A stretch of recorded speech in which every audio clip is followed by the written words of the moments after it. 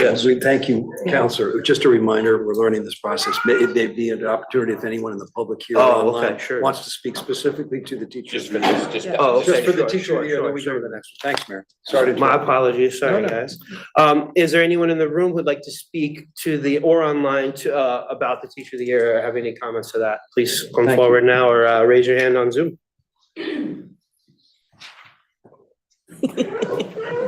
Someone. We got a little one and her mom. Got a shoe.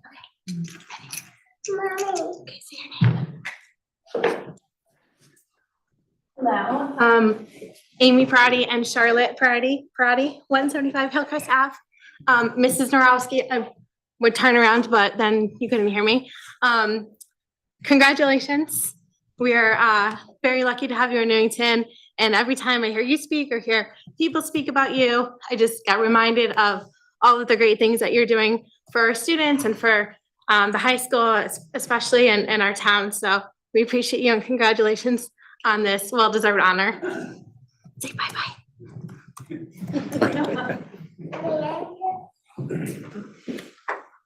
Any other folks in the room or on Zoom that would like to offer comment on the Teacher of the Year?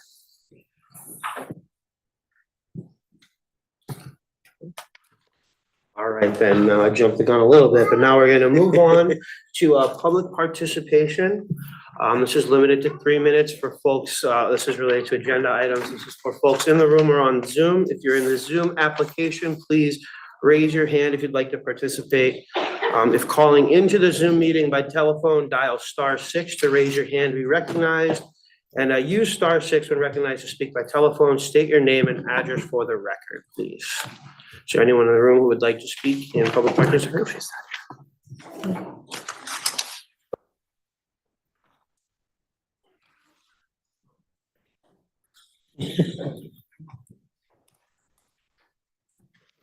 Good evening, everyone, and welcome and thank you for your service. Some of you once again and some of you for the first time. I'm excited. I just had a few things tonight. The first thing I wanted to say was I'm very excited that the bond request for the pool is on the agenda this evening. It's about time. It'll be a great thing if we can just get this done. I think one of the things that is seems to be in the way of the pool is this constant discussion about parking. And I would love to make the suggestion that employees of the town be asked to park down below and where the police station is and use that entrance and free up this parking for the public. The public are the customers of this town and of this institution, this board, this town hall. And I think if our employees would park there or over, yes, it would free up some of that space and maybe that concern for parking would lessen some. And finally, the third thing I wanted to bring up was I hope that I all see you at the Night of Lights. We all sing the 12 Days of Christmas, so bring your voice and come and join us. It'll be a good evening. Have a good night. Hopefully it doesn't rain. Wish no. Anyone else in the room? Oh, come on up. I guess there's nobody online. Nobody. Okay, just Matt. Good evening, everyone. John Slesarski, 40 Grandview Drive. I didn't realize it was just on an agenda item, so if you want to tell me to shut up, you can tell me to shut up. Sure, sure. I just want to welcome you all you new people, all your returners. I was a little concerned that the election process is so acrimonious. Most of you stayed above the fray, which I really appreciate, even though there's a lot of stuff on Facebook that was pretty crazy, and I I don't know, I thought we were getting to a national election almost.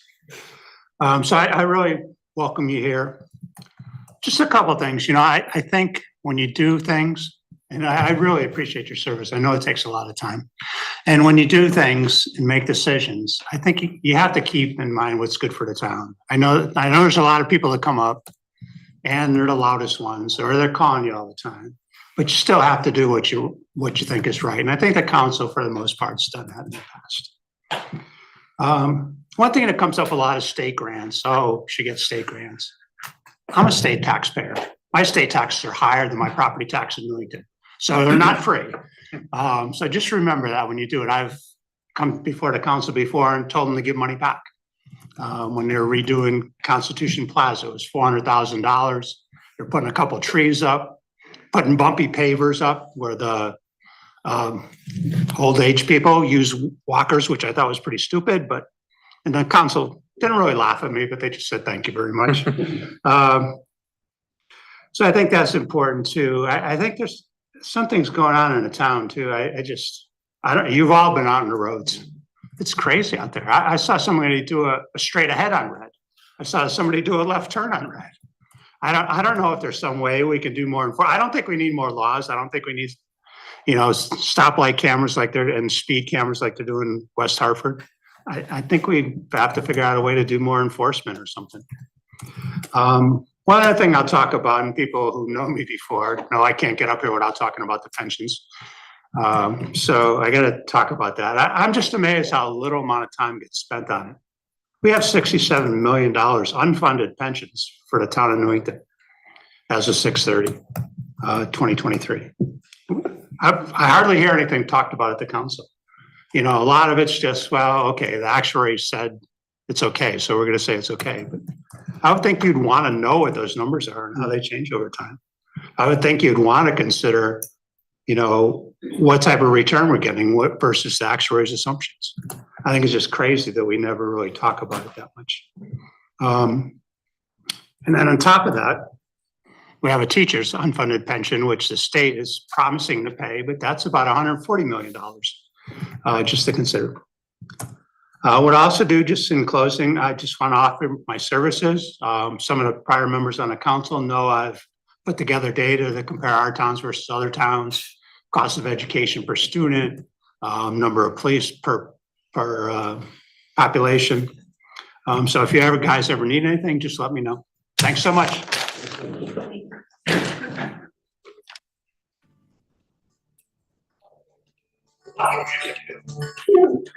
Welcome to Zoom. Please press pound, then enter your meeting ID, followed by the pound sign again.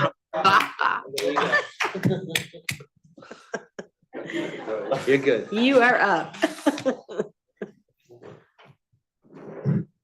I could think of other songs. We won't go there. Might hear a mic drop at the end of this conversation. Rose Lyons, 46 Elton Drive, and thanks to Paul Alderucci, I'm here in person tonight. I'm getting to feel like Myra Cohen, who got rides to the council meetings. And I would have rather sat on my couch, but there's a couple of things on the agenda tonight, and I think that you are taking comments, not just on the agenda, but other things as well, just to clarify.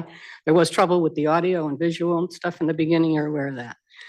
I was here in the beginning of the town hall reno. Seems like it was 8 years ago, and I'm back in the room now as I'm waiting to hear from Mr. Harpy about his report. I'm hoping that we did well. I've sat here through like I said, the town hall reno, the diesel spill, the ethics, and the pool discussions. And tonight I see the pool bonding is on the agenda. I have seen this handled in so many different ways, beginning at CIP, when Mr. DeMeo first came and was given, I think, directions by Town Manager Solomon to offer his presentation to the CIP committee, when in fact, it really wasn't the time to do it. I've listened over the years about Churchill, about Mill Pond. I am one who has been here and has not had the opportunity to have swimming lessons. I understand what has to be done for the children. I don't think that we need to have a big whole revamp of Mill Pond. That's what's up to the voters, though, as to what they want to do. I've watched as we formed a Mill Pond Pool Project Committee. I've watched as it didn't meet. I've watched as it was going to come back to meet again last March and has never come back. I've never seen a bond question come before this town council before. And I've been here for 10 or 12 years watching as different things happen. And every time I think I know the rules change. I'd like to have maybe a little background, some history, and I'm probably sure that Mr. DeMayo is going to provide it tonight as to how we got to where we are tonight. I know that there was a $5 million grant. The town was asked to put up 50%. People came in public participation and asked for 4 million from the ARPA funds. I, for one, was not in favor of that. We got $8 million. I didn't see that 4 million should go for pool renovations or whatever. Maybe there's good logic in it. I see tonight that there's going to be 3 million maybe requested in CIP from 24-25 and another 3 million, 25-26. I just don't know how you're going to go about this. Is it going to be the municipal building committee? Is it going to be the Mill Pond committee? Is there going to be a referendum? Before anything, I think the residents have to be informed as to what you plan on doing and how we got this way. I know that there maybe is an option as to where you can put the pool, but I remember back to the turf field, the first one, when they tried to move the monies from Clem Lemire to the high school, and they said they couldn't do it without going back for the bonding and revamping everything.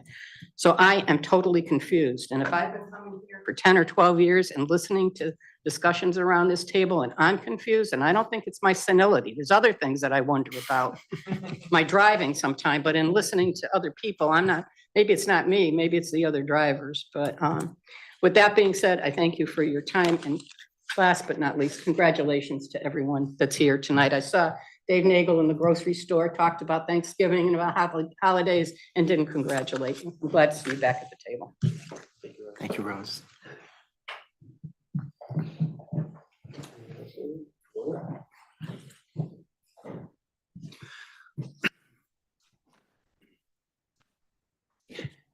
Dave Horrigan, 30 Candlewick Drive. First of all, congratulations to each of you. I'm pretty happy we see a good depth of experience here, as well as a lot of youth and energy. So I'm sure you're all going to do a great job. I prepared some remarks a few weeks ago, and honestly, I tore them up twice, reprinted them. My wife asked me not to come. And I was pretty much decided not to come tonight until I saw the anonymous letter regarding this gentleman over here, and then the anonymous post, just tearing our town manager apart. All I can say to the anonymous person is be an adult, come and sit in this chair and speak into this microphone. And if you cannot do that for a legal reason, then you've already broke the law by sending that letter. So that wasn't my remarks for tonight, but that really got me going today. So I think that there was, of course, many issues that decided this election. There were two that I was kind of close to or kind of followed. The first one, as many of you know, was the additional, so many units of additional high density housing. And the Republicans took a beating on Facebook because this happened. So many people were unhappy. And I was the unhappiest one. I was the leader of the Clover opposition. But if you look back at the land records, the land use boards, it was bipartisan. So the Republicans got killed on that matter, but it was bipartisan. Only one person voted against it, one Democrat on the zoning board. And the deciding vote on the Wetlands Commission was the chairman was a Democrat. So whether it was a good thing or a bad thing, it's a bad thing that the Republicans got torn apart for. It just wasn't fair. That's the effect that Facebook has. And all those people speaking on Facebook should come here and say it in public. The second thing is a lot more disturbing. YouTube video with Stephen Clark. I believe he was speaking, I'm not sure, but I believe he was speaking to the Democrat Town Committee. And part of the YouTube video, former Chief Clark says that purports to be reading a text from a town employee. And that town employee, according to the text, is accusing the people in power, whatever that means, of asking them to do illegal activities or to lose their job. That's been unproven. It may be a complaint somewhere, but this stuff doesn't belong on Facebook. The one YouTube video by our former police chief. There's absolutely no evidence. And if it is all true, again, just like the anonymous speaker, if that did come from a member of, or an employee of the town, there's probably laws or human resource rules that they can't speak about it. So is that their way of getting it on record by making it anonymous or a text part of a video? And that, I believe, was a major deciding factor in this election. Now, the results may not be bad. You guys will probably do a great job, but I'm very disturbed how we got here. Thank you for your time.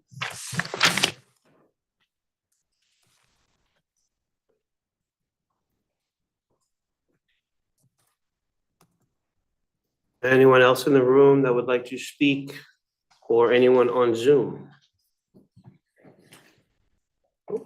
All right. Moving on to remarks by counselors on public participation. Does anybody have any remarks? Councilor, Just a point of order, Mr. Mayor, public participation is on any issue, it's not to the agenda. So if it says clearly here that it's on any issue in general, so just, I know we want to make sure that everybody has a chance to speak, and this is the time to speak, so.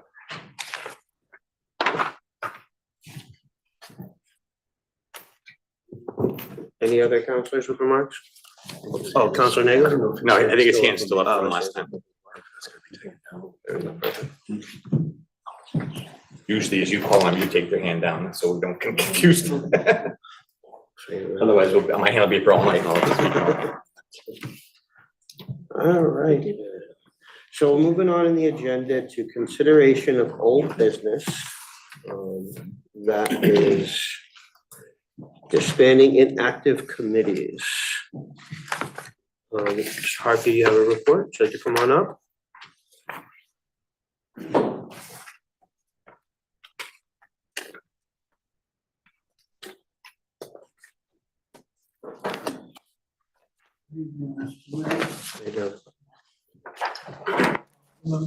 Good evening. Mayor,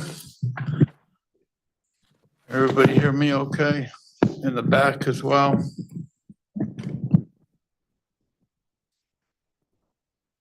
We'll get it down there. Scott, I'll just hold it, I Town think. hall, great microphone. We'd all run up and help, but we wouldn't do any better, so. Exactly. That's no reflection of my efforts on the committee, but it could be.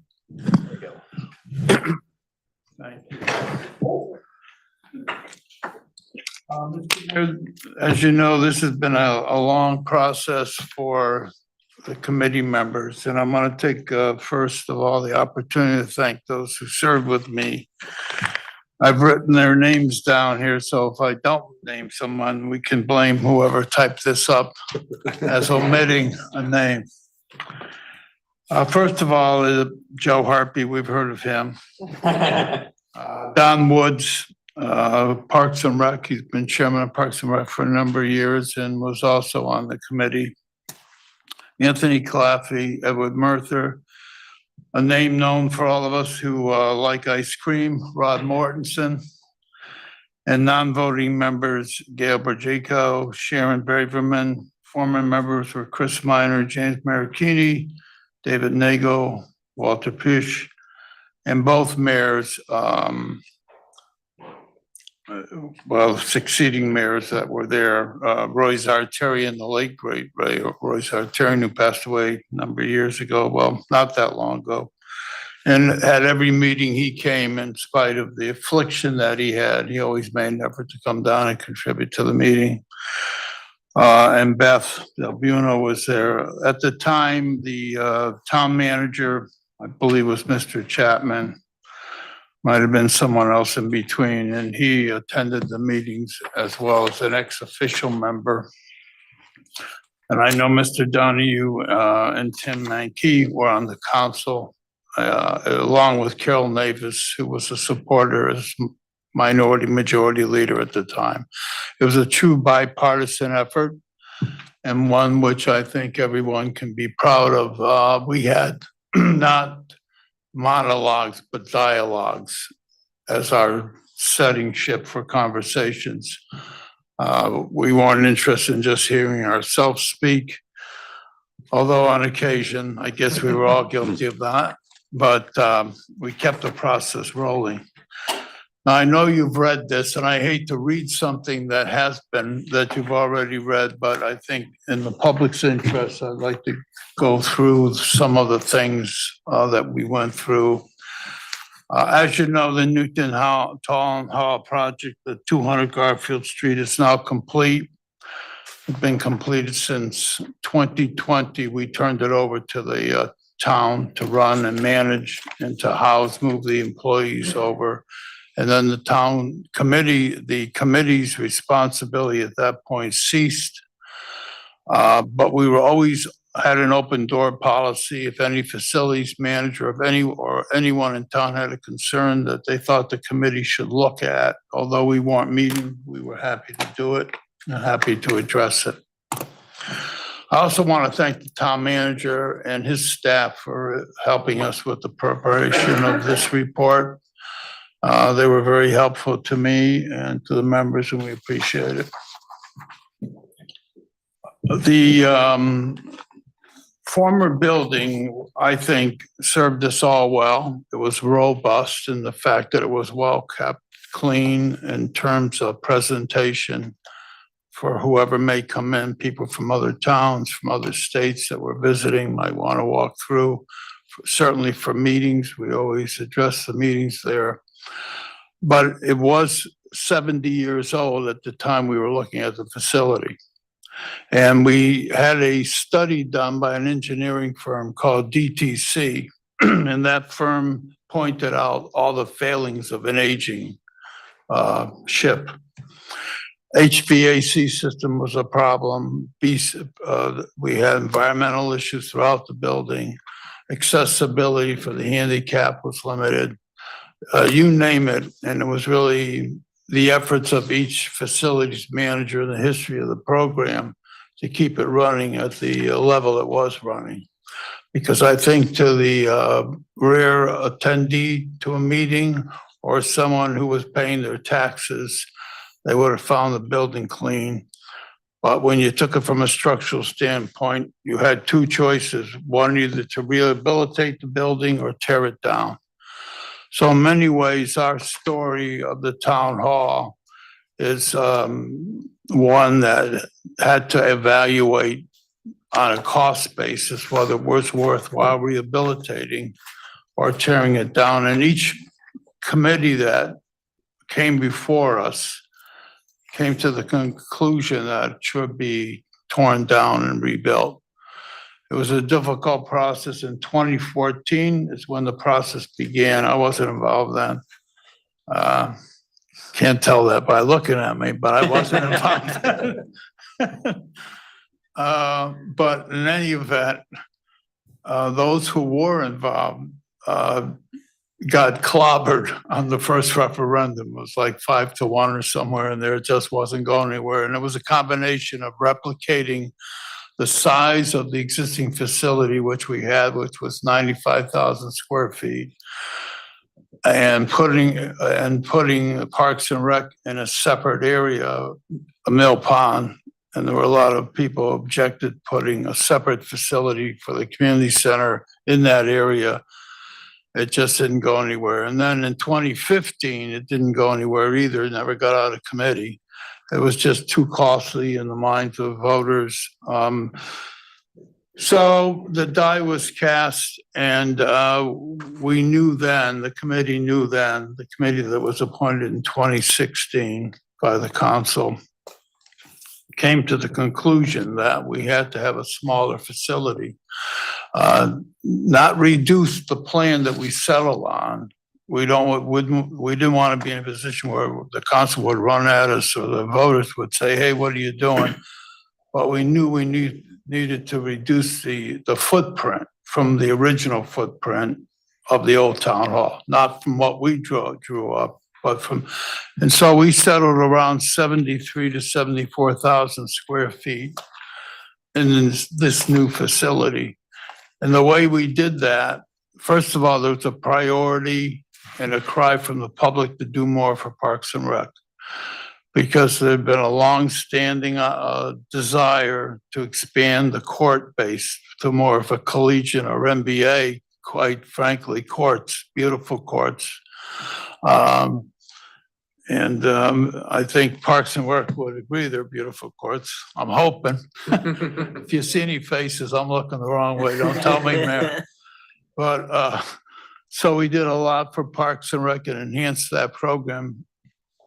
But we also wanted to take care of the town side. And so how did we get to the reduction? Well, as you recall from the old building, if you walked into the main, it was like a church, Gothic architect ceiling. And there was nothing but hot and cold air going nowhere.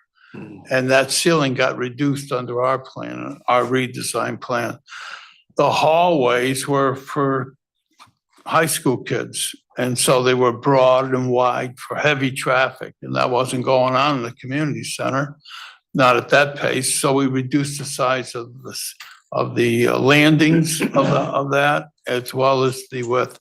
And then we came up with a more efficient heating and cooling system, one that could be placed in a ceiling even shorter than this if we had to. It's called a VRF system. It's a combination of hot and cold developed in Japan, and you could fit it into a smaller quantity of areas.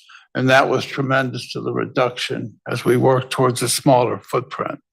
Now, there are those who will say that it's too small, but we say that certainly the community center was rewarded for all of its efforts over the years in drawing people in and offering programs.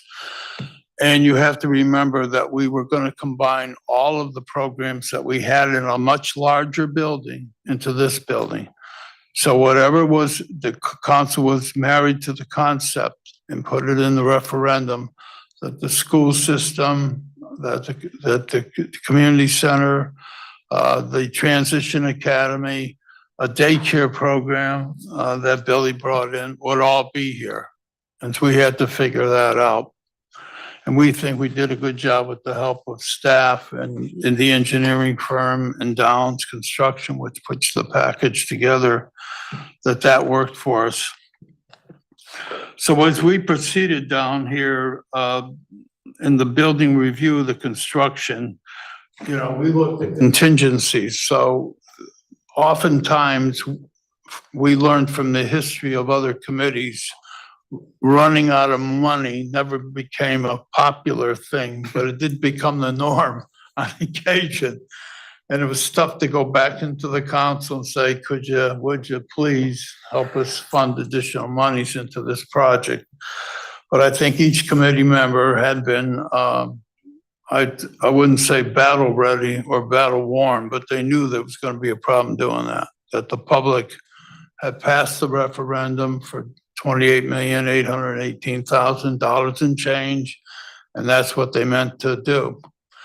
And there were challenges to that I don't think I want to go into. They're unnecessary. They're long gone, war storms over and settled, but there were a lot of problems that some people had with how we were spending the money. But we passed 2 audits. We passed a state audit for the grant. In fact, we're still going through an audit. You'll feel good about this. We've collected almost $1,700,000 from the state. Back here to the town hall. We have another $400,000 in grant money that this is still being evaluated. I'm not quite sure whether there's not a problem other than they had an issue up there, as you recall. The gentleman running the state grant program was asked to leave by the governor. There were some problems. And as a result of those problems, many people were retiring and quitting in that department on the state level, and they didn't have the staff to manage it. So I think I spoke to the finance director before I came over here, and she's pretty confident that the rest of that grant money will come in.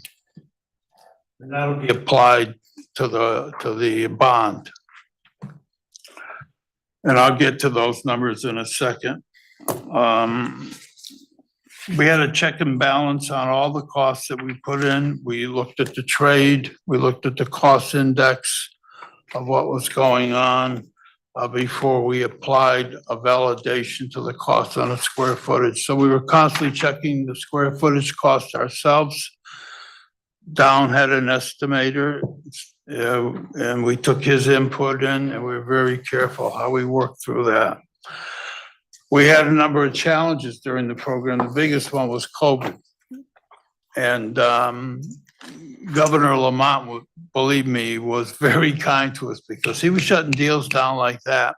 And we appealed to the governor, we met with the governor, and we explained to him that our business model was moving along.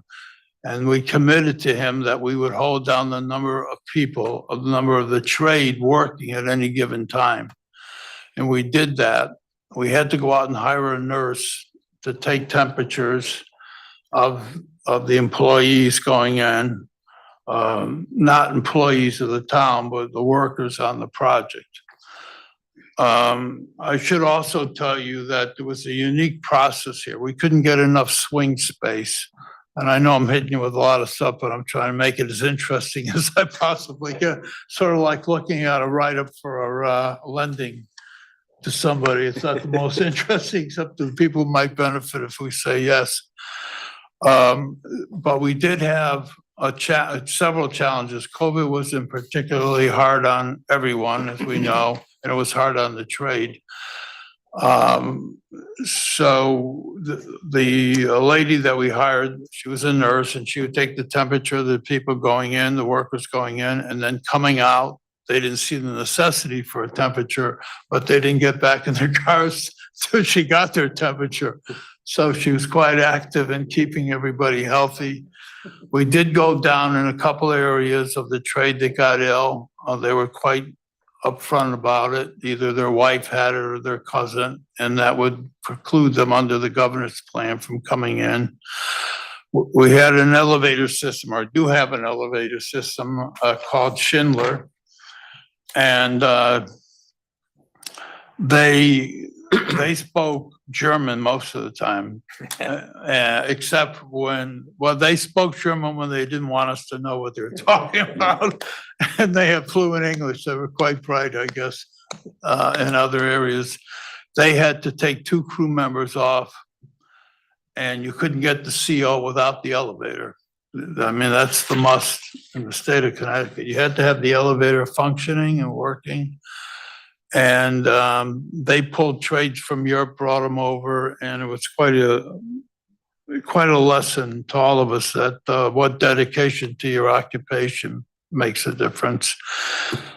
Again, I mentioned swing space was a challenge. We didn't have enough money to put people to locate staff from the tax assessor's office or other offices within the town hall here as we built. So what we ended up having to do was build the new building while the old building was up.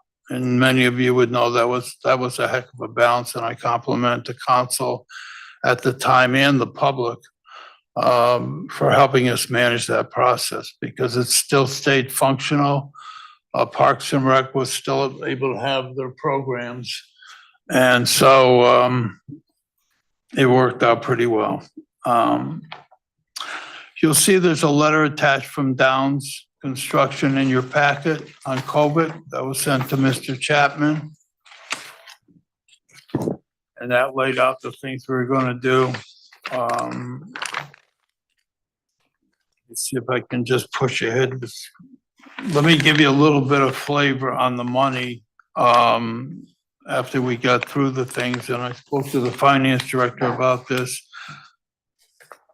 The last draw to get paid from the project, net of the grant money that came in, was $27,314,463, which was on the hard cost. If you take the total grant cost of the 8.18, I think we're like $152,000 over. That's what soft costs and hard costs. And I can make more detailed numbers available to the council, and I'll be happy to do that, Mr. Mayor. But we're given everything that went on. We're pretty proud that that number came in where it came in. And a lot of it goes to the credit of Downs Construction, who knew how to manage their subs, who had dealt with their subs for long periods of time, and the subs were willing to give on different situations. I won't say there weren't cold and dark days as we went through this process, but the sun finally shined. And especially this evening, the sun is shining, hopefully on the chairman. We can walk through this thing. So I think what I want to do is read to you the last portion, because this is the portion that we separate and close down the committee with your permission. The construction manager of the new town hall was Downs Construction. This is the very last paragraph on page 2. The construction manager on the new town hall was Downs Construction. The project architect was Quisenberry Arcari Melky. The requesting agency was the town manager's office. Any as-built drawings, applicable warranties, guarantees, service manuals, surety bonds, original drawings, clerk of the work logs, and operating training documents that are going to be received by the town have been provided to the town. So all of the, and I checked that off with Downs today, they've submitted all the required documents to the town. By virtue of acceptance of this report, the project building committee accepts the project as fully and satisfactorily complete. And this project is referred to the Newington Town Council in accordance with section 8-45M of the Newington Code of Ordinances, along with a request that this project be closed out and the building committee dismissed. Signed, P. Joseph Harpy, Building Committee Chairperson. And so that would kind of round it up, and I appreciate your time. Thank you very much. If you have any questions, be happy to answer them. Or if you feel you need some more information on the numbers, we'll get that to you. I also included some artistic renderings in the packet that you see.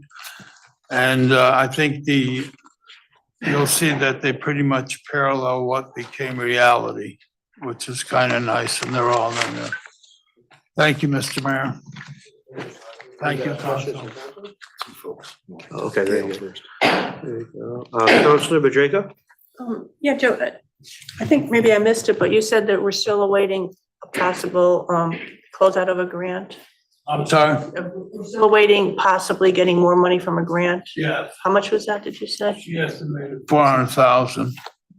So we more than covered our any change order dollars. The state approved 100% of our change orders. And did that include the education funding for the third floor? Did we get everything we anticipated for that? Yes. Okay. And well, I just want to, first of all, I think this is a wonderful building. The outdoor design, I had my doubts. I will say I had my doubts on what it was going to look like, once it was completed. And particularly the Parks and Rec area where we kept the portico clear so that we could have a fine view of the park uninterrupted, of Mill Pond, and keeping the open space and the campus concept going. But I guess, and finally, I just want to say that, Joe, you were a rock. You were a rock star. I mean, it was a long, I think this even started before I was even on the council. A series of chair people, a series of people on the building committee. And you were basically told to go in and, get this thing done and get it done right, get it done in time, get it done within cost. You had COVID thrown in there. But I know you had frustrations, but you really kept everybody calm, kept everybody moving. And I don't think that it would have been as successful under another chairperson. So thank you for your efforts. For those kind comments, I appreciate that very much. Counselor Okay. Pedrosa, Counselor Page? Thank you, Mayor. I just want to thank you, Mr. Harpy, very much. Had nothing to do with this. I thank you and everyone, some in this room and others who have served so diligently night and day on what seems to be an enormous task and filled with controversy and issues about budgets and all the things you recounted. I can't thank you enough. And we appreciate you so much for doing this. Thank you, sir. Appreciate those Your comments. skills, really, thank you. Deputy Mayor Rada?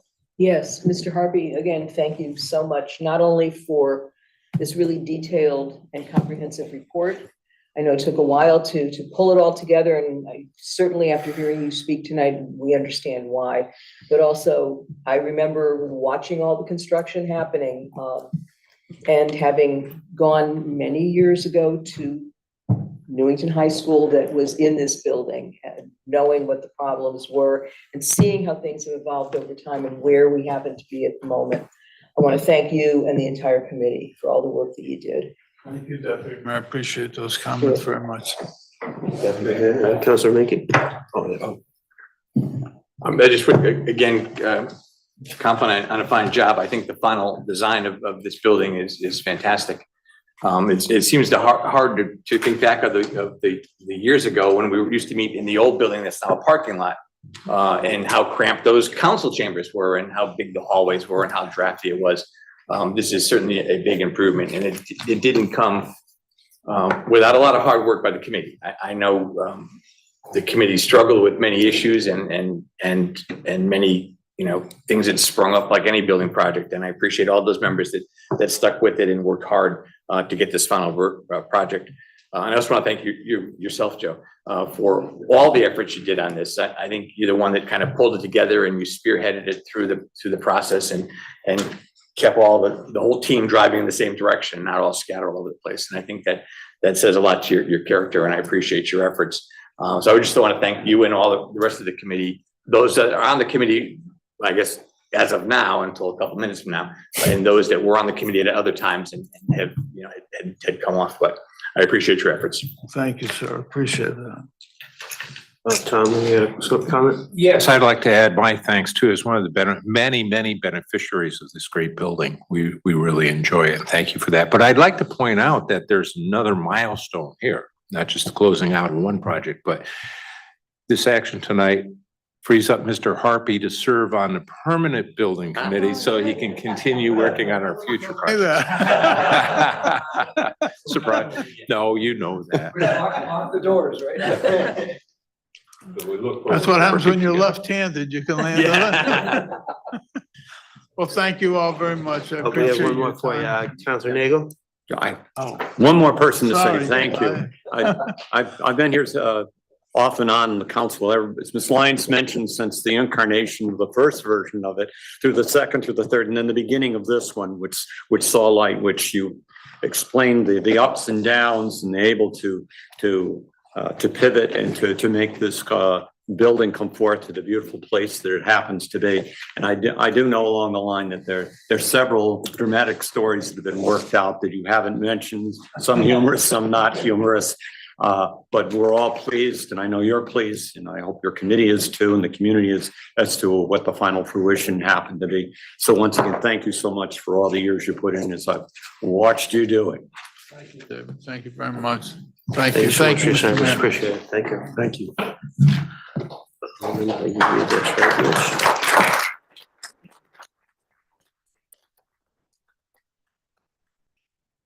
Yeah, Counselor Page, do you mind reading the resolution? Certainly, thanks.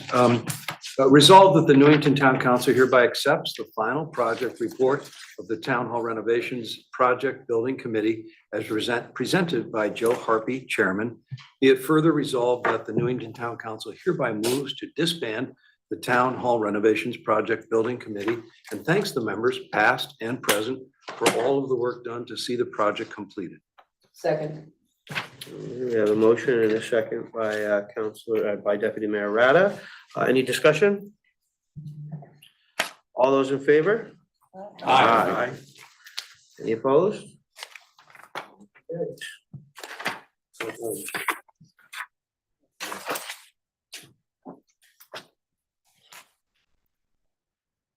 All right, moving on. Our next agenda item is resignations and appointments. Alright. Counselor Plord, would you mind reading the first resignation? Sure. Dear Mr. Kropinski, I hereby resign my position as a member. Oh, I'm sorry. Oh, my mistake. Thank you. That would have taken a while. You good? Resolved that the Newington Town Council hereby accepts the resignation of Fiona York as a member of the Lucy Robbins Wells Library Board in accordance with correspondence received on November 7th, 2023, and effective immediately. Second. Okay, any discussion? All those in favor? Aye. Any opposed? Motion carries. Alrighty, I will have, with Councilor Fiacco, could you mind reading the next resignation? Resolved that the town of Newington hereby accepts the resignation of Christine Sushan as a member of the Lucy Robin Wells Library Board in accordance with the correspondence dated November 14th, 2023, and effective immediately.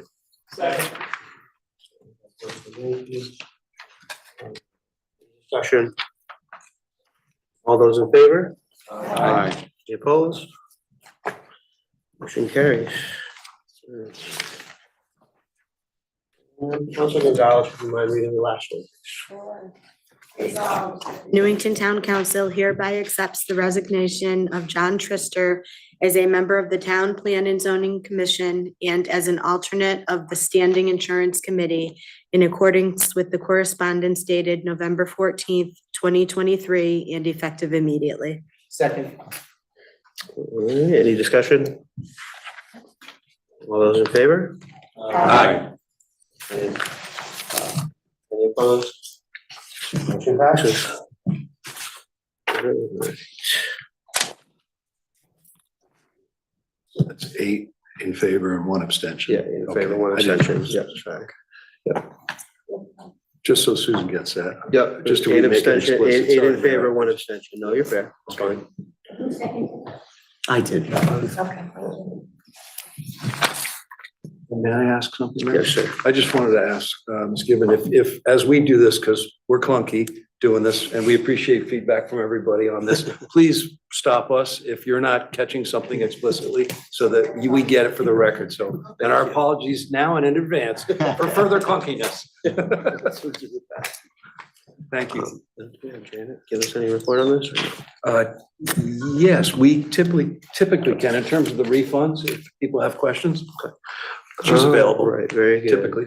Moving on the agenda, then we're moving on to tax refunds. I see Janet Murphy is here. Is there any information or anything special that we need to hear about these tonight, Ms. Murphy? Sorry, no, not on these tonight. It's just the standard ones we have. There will be one coming at the next meeting. That's going to be for a tax appeal settlement, but that is not included in tonight's meeting. Any counselors have any questions related to these tonight? Very good, very good. Deputy Mayor Rada, would you mind reading the resolution? Certainly. Resolved, the property tax refunds in the amount of $28,816.07 are hereby approved in the individual amounts and for those named on the requests for refund of an overpayment of taxes certified by the revenue collector, a list of which is attached to this resolution. Second by Councilor Draco. Any discussion? All right, all those in favor? Aye. Any opposed? All right, moving on.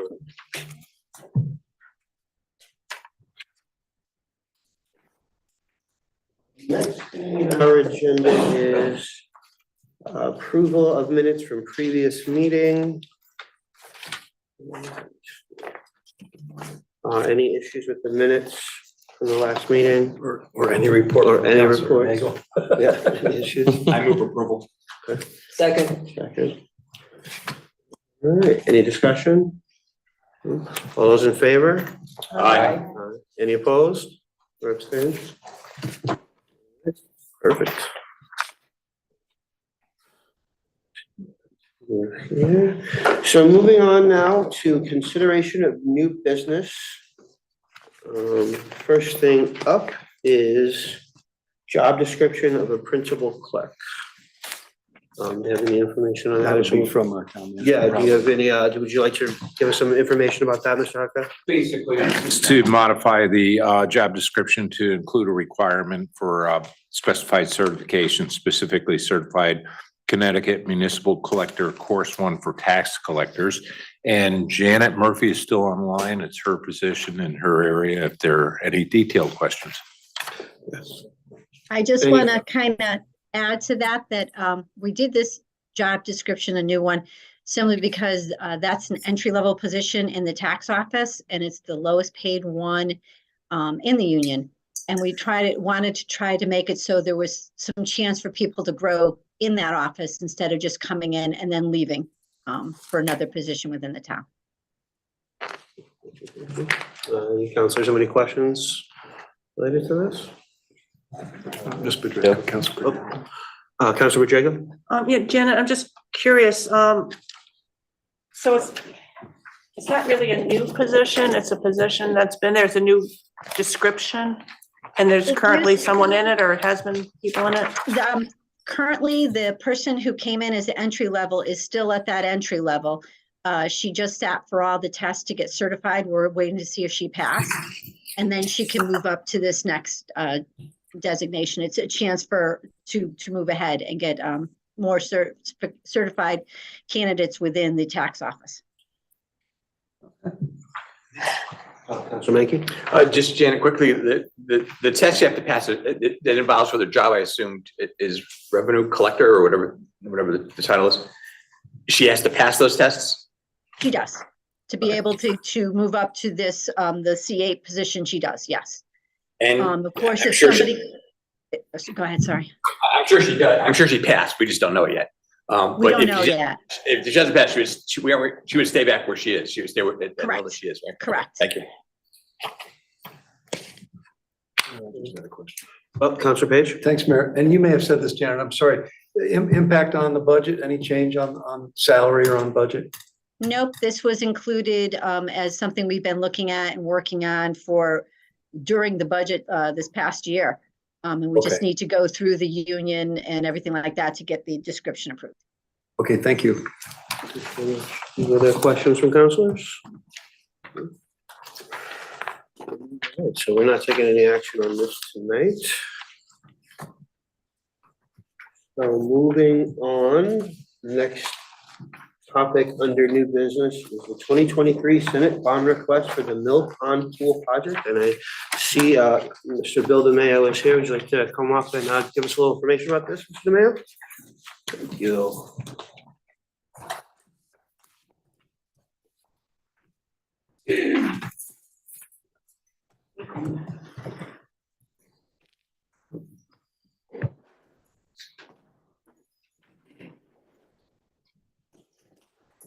To your right and further towards us.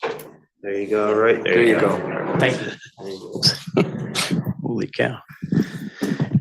Good evening, everyone, and congratulations on your election. Good evening.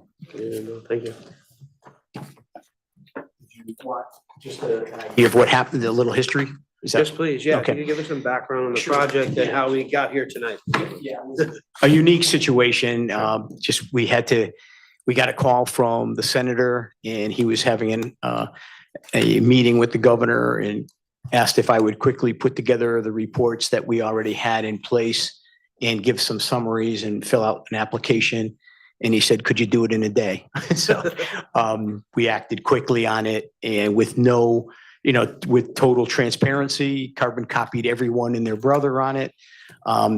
So it was just an opportunity, a possible opportunity. We don't know where it's going from there, but I felt obligated to help the taxpayers of Newington. If there was an opportunity to pick up 4.5 million, it was probably a good idea, but there's no no final project, there's no locations, nothing is finalized. We're still in that conceptual plan that was done a long time ago. So that's really pretty much what happened. We're cautiously optimistic, but have no other indications. Very good, very good. Any questions by counselors? Counselor Menke. Yeah, I have a couple of questions. In your memo, you indicate we would receive 4.5 million, and then you're asking for 3 million for the CIP, out of CIP for next fiscal year, and then 3 million for the following fiscal year, for a total of 6 million. Correct. That was in consultation with the finance director. Okay, and so you're asking this council to raise $3 million this next fiscal year and the fiscal year after that. I'm not asking that at this time. That was just a plan to try to get to the $10.6 million So for if 2 the years money from is now. received, the 4.5 million is received, and we decide not to go for 3 million in CIP. We decide to go for 1 million or whatever. You can do whatever you want, or not even take the money. You could refuse the money. Mayor, also, if I can add to that same question. Sure. Bill, there was discussion at the state about an additional grant in future years for the same purpose. Right. At first, they asked me to put together a package of 9 million. And then they came back after a conversation with the governor and said, could you do 4.5 and maybe 4.5 in another fiscal year? Really, all this is negotiations and talk that there's no facts to it yet. But I just saw it as an opportunity, a golden opportunity for the town. If I didn't do it, people would say, hey, you didn't do your job. So we tried to do everything we could to make the opportunity happen for the town of Newington. I have a couple of questions, if you don't mind. Sure. Is this form been submitted already? Even to the senator, yes. So this is the first we've seen it as a council, and it's already been moved to the next level. That's correct. Okay. Yeah. I only had 1 day to do it. I guess my main concern of this whole project is I'm all in favor of pools. Don't put it on Facebook that I don't like to swim. I learned how to swim in Mill Pond Pool. I get it. Not the pond? Not the pond. Yeah, I didn't swim in the pond, I swam in the pool. 8 o'clock in the morning, I had to ride my bike there. My question is the location, and that's what been the major contention here. But I see in the form submitted, it's listed as Garfield Street. But in your memo, you say that location has not been determined. I see that as a problem. It's only a conceptual plan right now, so there's no location, no firm location. Right, but I know how these conceptual plans happen. It says Garfield Street, we get the 4.5 million, we say, well, now we want to move it someplace else. They're gonna say, well, it says Garfield Street. I'm just uncomfortable with this then determined that it's on Garfield Street according to what you submitted to the state. Okay, Garfield Street is the address of the park, but I understand your concern. Well, yeah, that's some people play semantics, is the address of the park, but it's clearly obvious here that you're looking for Garfield Street. That's one of my problems with That's not nope, that is not. I believe in my personal professional opinion that that's the best location, but I am not set. I'll put that pool anywhere that the town council wants. So you're committing today that it's up to the council and ultimately the voters to decide where the pool goes. Yeah, and I guess there'd be a building committee too. That would be involved, I would think. Well, the building committee is a committee of that'll look at the plans, but it's up to the council to decide where the park goes. Then we then present it to the voters, which I assume this will have to go to referendum. And this would get sent to the voters, and they would make the ultimate determination. That's what we pay them for. That's what they pay us for, to make, get it to there. They'll make the ultimate decision. If they don't like the Garfield location, or they don't like the location in the middle of the pond, they'll tell us. I'm not sure. I'm not clear, and I'm not a lawyer about the charter revision, but I was under the understanding that the referendum wording has been changed and relooked at. If it's involved in the budget that you approve, you might not have to go to referendum. I would guess if we're spending, close to $10 million on a project, the voters should have a chance to weigh in at some point. And so I would commit that from my part of the council, only one of 9, that it would go to referendum. It would have to go to referendum. How can we spend $10 million of taxpayers' money without the taxpayers, people are footing the bill, signing on? Thank you, Councilor Mayhew. That's all I have for now. Perfect. Councilor Bedrejko? Yeah, I kind of echo a little bit of what Councilor Mankey said. There's no question that we need a pool, but I'm very concerned that this is a pretty detailed Senate bond request submission, including down to the level of diving boards, rock climbing walls, location, blah, blah, blah.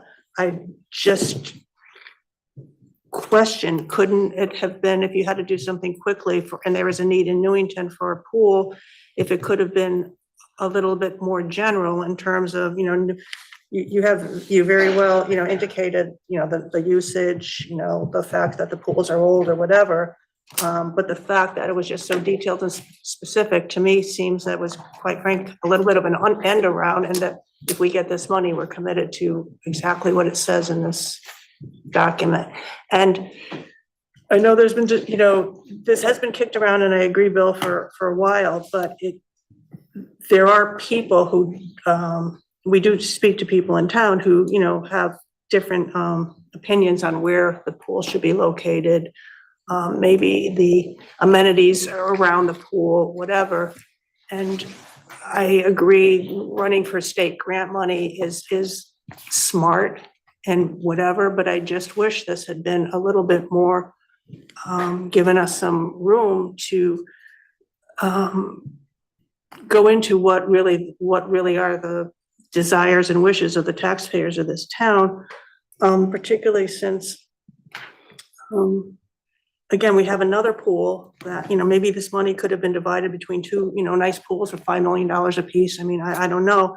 But the fact that it's been within the status of this, within the submission, it says the project plan has been approved unanimously by the Newington Parks and Recreation Board, but it hasn't even been brought to the town council or any other town boards that may or may not have input on this. So, I mean, it's gonna be wonderful if we get the money, but my concern is that I feel like we've been kind of railroaded into a location and amenities that maybe the residents of this town might have liked to have at least a public hearing on.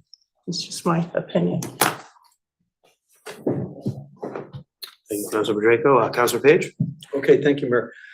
I feel, with all due respect, Councilor Mankey and Councilor Bedrejko, your comments are disingenuous. I remember sitting in that chair and on more than one occasion, many occasions, asking for documentation, asking for engineers' reports, asking for Councilor John Donahue to come back as the liaison or whichever role he was in, if I'm misstating it.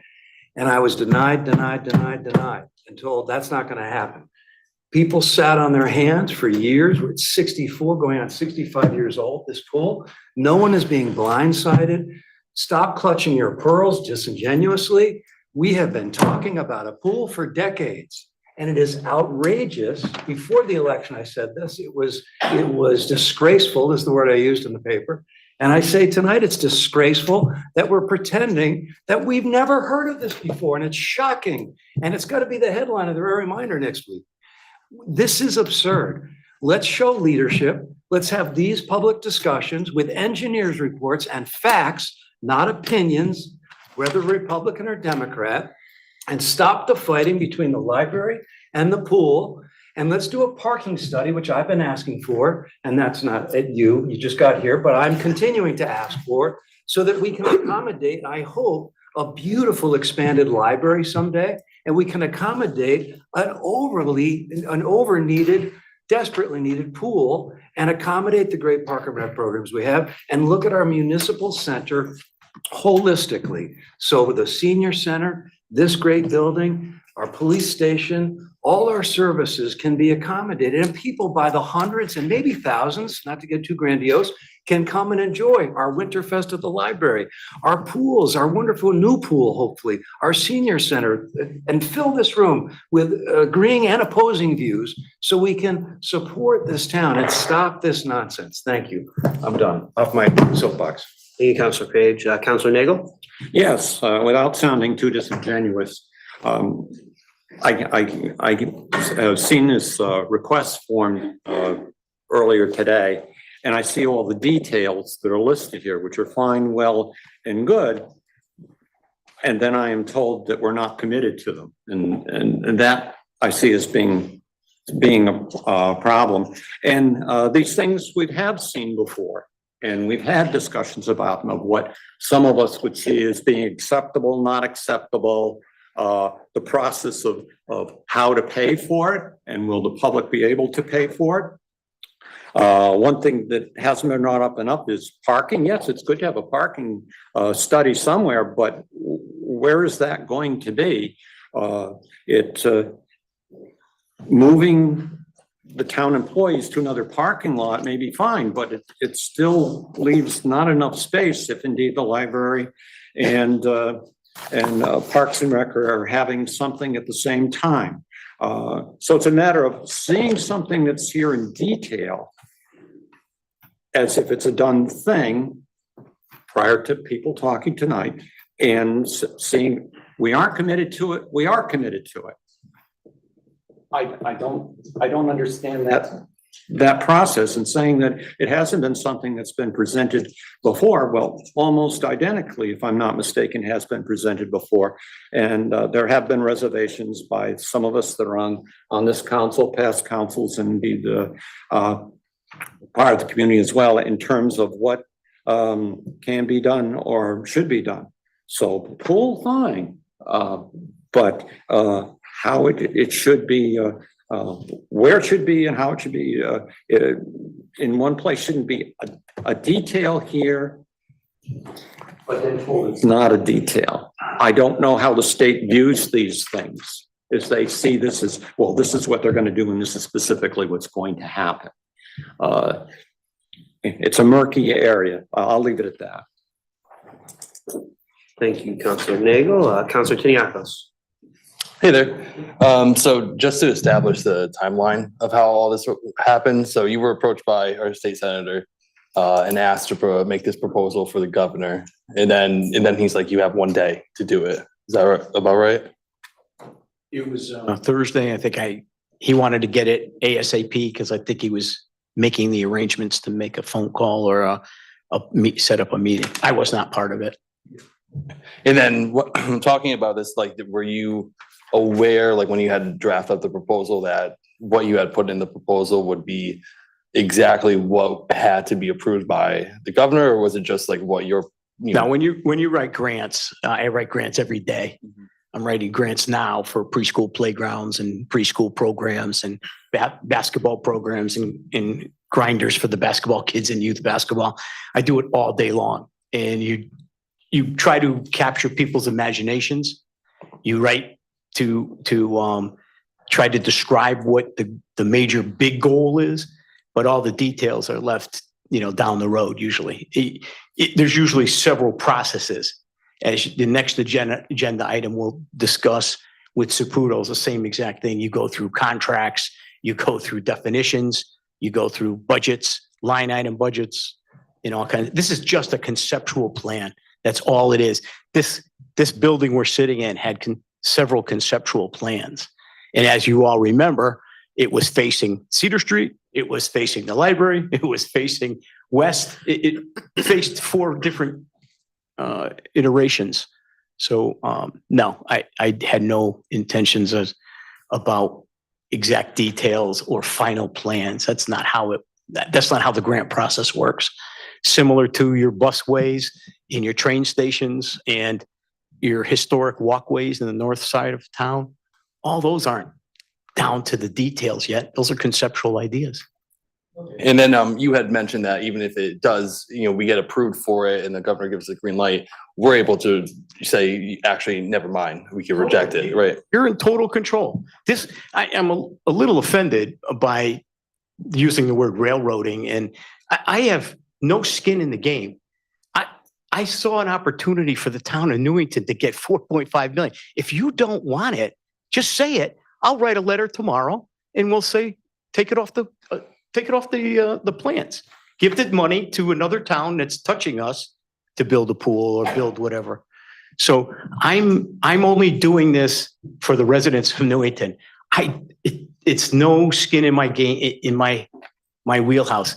I only did it a few years ago because I had the opportunity to get $5 million from the state, $9 million in the former town manager, et cetera. But nonetheless, I only act upon opportunities that come to the town that save taxpayers money. That's all I'm trying to do. Give the best for Newington at the least price. And I'm a taxpayer here, been for 65 years. Well, I didn't pay taxes. My father did when I was young. But ever since I was working full time, I paid taxes. And I believe in the almighty dollar also. So I just hope everyone understands that. If you guys don't want it, just say it. That's it. I'll focus my positive energies on something else, like building playgrounds in neighborhoods and et cetera. Yeah, personally, it sounds like you were given an opportunity and you went for it. Yeah. And then, if we get it, then as a collective, we can decide if we want to pursue it or not. But if he didn't apply for it, then we wouldn't have the option at all. So that's what it sounds like to me. That's exactly. Thank you, Councilor Tiniakos. Councilor Floyd. Yeah, I just want to start by saying, Mr. DeMayo, thank you so much for your quick work and your staff's quick work on pulling this together. Given the timeline that Councilor Tiniakos just led us through again, I'm sure it was And that was documented in an email from the senator that said, I'm sorry for asking you to do this immediately. You have documentation of that also. So that's proof. I'm not making stuff up here. Absolutely. So I want to say thank you for that again. And I also want to say that I appreciate the concerns that other councilors have raised. I do too. And I know you do. And I think we all appreciate. And let me just that add, if that's the underlining issue, I just want to make sure this clear. Since that time, our architect has come up with almost four ideas about parking. One, we've had the best relationship we've ever had with the Board of Education, and they're moving their buses for us when we have special events and giving us an extra 100 spaces there. The town might be in an opportunity to buy or purchase OFI. That's 93 more spaces, right? 5 houses away. And then the third thing is we just figured out we can move the 2 tennis courts on Browning Street and add a minimum of 70 more parking spaces over there. So, we're having these kinds of talks. We understand the parking situation. Oh, and the fourth was I made arrangements with the traffic division of the police department, and we can add another 35 spots of bump-in parking on the other side of Garfield Street. So we are addressing the concerns that people have in all of our teammates. The senior center and the government center and the library, we're all on the same team. That's how we operate. It's all to say then that this is all information that residents need to make their informed decision about whether or not we move forward with this project. And so that includes the option of having this money.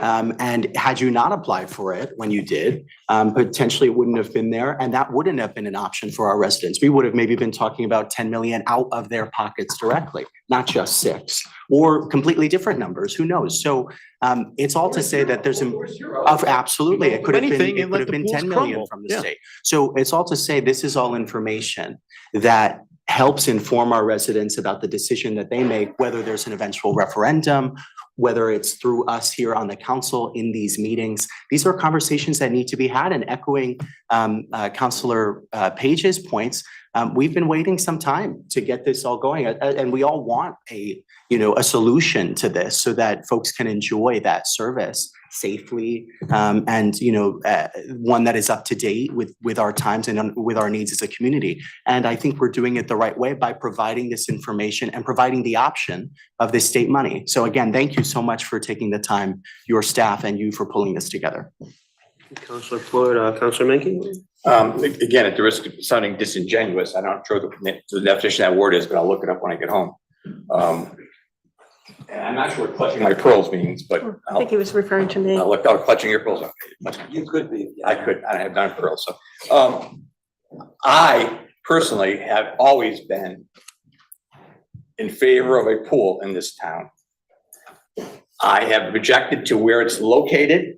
I have objected to how much it's gonna cost and the extras that are with it. And I have objected to the fact that we should look at all of our pools, not just one pool. For if we spend $10 million on one pool and they're both the same age, what happens when the next pool fails? So those have been my three major concerns. I have no problem with applying for the money, although I find it ludicrous that the state can consider a grant for $4.5 million on 1 or 2 days' notice. It seems like our money should be better controlled than just, I got $4.5 million in my pocket, let's spend it on something.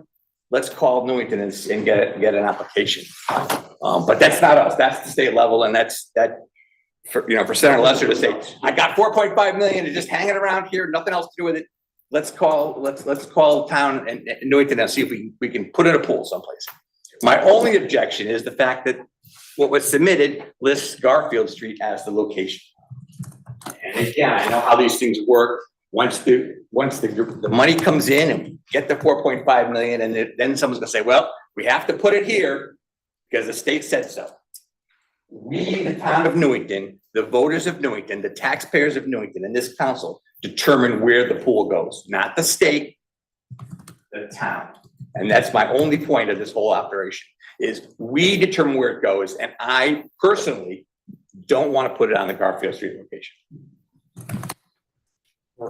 Yeah, Counselor Draco. Yes, I'm clutching my pearls, Counselor Page. Not disingenuously, but kind of echoing what Counselor Menke said. I'm reading this, my first thought was great, we're getting money. And I don't think anybody here is saying not to go for the grant. My concern is as long as we are not being held to the level of detail that's in this grant. I mean, going for the grant, we need a new pool, we need, I don't think anybody has ever said that was not an issue. My concern was, again, the level of detail. This looked pretty final, but if we can, hopefully we'll get the money, but then have the discussions on, location, amenities and whatever, then great, let's go for it. But that always has been my concern, the location and the cost, and it will continue to be my concern.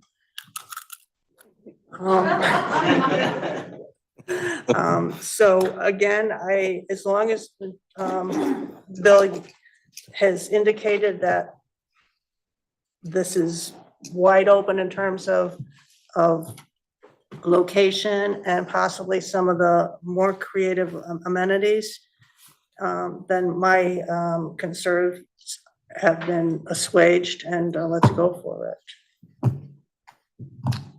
Thank you, Counselor Draco. Counselor Gonzalez.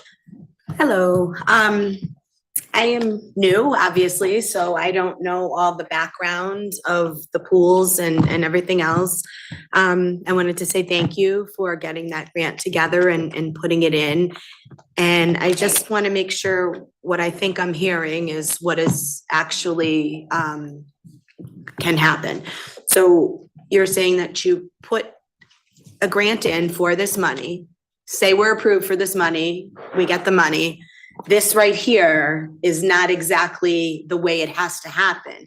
We can talk about it and have a committee, is that usually what happens, and decide all of the details once we know that we have the money.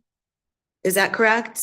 Yes. Yeah. That's my intent, is that there be a building committee and they'd go through the whole process of taking the conceptual design and bringing it forward to a final design. So whether it's Garfield Street or tennis courts or baseball field, wherever, it's not set in stone that it has to go in any of these areas. That's correct. it will be decided at a later point in time. That's my understanding. And, okay, that's what I wanted to know. I think that that's maybe the concerns of some of the other counselors, that we get the money, this is on paper, and that's it, that's what we're doing. And I think it's great to get the money, hopefully, and take a look at things. And if we have that opportunity, I think that's good. Mayor, if I could continue answering counselor's questions. Sure. I'm with you. I don't know the history. And in a way, it doesn't matter. It's right? better, I think. Well, in some ways, yeah. I mean, it might make things easier. I don't know. Wow. But here's where we are as I see it. I've gotten a lot of grants over the years, built a lot of things, including pools. We need to determine. Bill and I need to work together. We need to make recommendations. You need, as counselors, the governing board, need to make decisions on these issues. The complete funding of this project. You know, we're hearing maybe there's more grant money, or we're hearing we have a lot of money to come up with, and there's time to do that because construction, if we started design tomorrow, construction's down the road away, so we can work through that. But it's a decision that has to be made. Location. Yeah, it should not be the governor's decision. No offense to my friend Bill. It's not Bill's decision. It's your decision, working in concert with the public. And then the biggest one here is this is messy, and life is messy, and working different governments in different jurisdictions, their schedule doesn't always match our schedule. We got a lot of questions about the terms and requirements of this grant money. Are we locking into exactly what's in front of what's handed to the governor, as this is what the project looks like?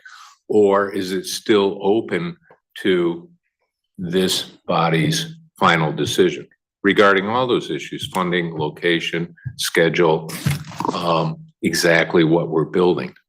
I mean, we haven't even talked, but there's still this issue of, is it just for park improvements, quote unquote, or is it for a pool? And I know Bill will kind of walk that line in the application. But, you know, I brought this to your attention through an email. I put it on this agenda to start that discussion, but we definitely have to do our job as staff and bring you recommendations and give you options and pros and cons and all the lay of the land. But those decisions will ultimately have to come to you. The difficulty, the messy part of it is, no, we don't know. We don't know the terms and requirements of the final grant money. I mean, if we get a check in a month, does it come with a contract laying out this is exactly what you need to use the money for? Don't know. I don't think anybody really knows with this particular source of grant money, how the grant from state legislature and the governor's office really works. So want to work through all these issues with you, and we'll keep our eyes wide open and bring you everything as far as we can.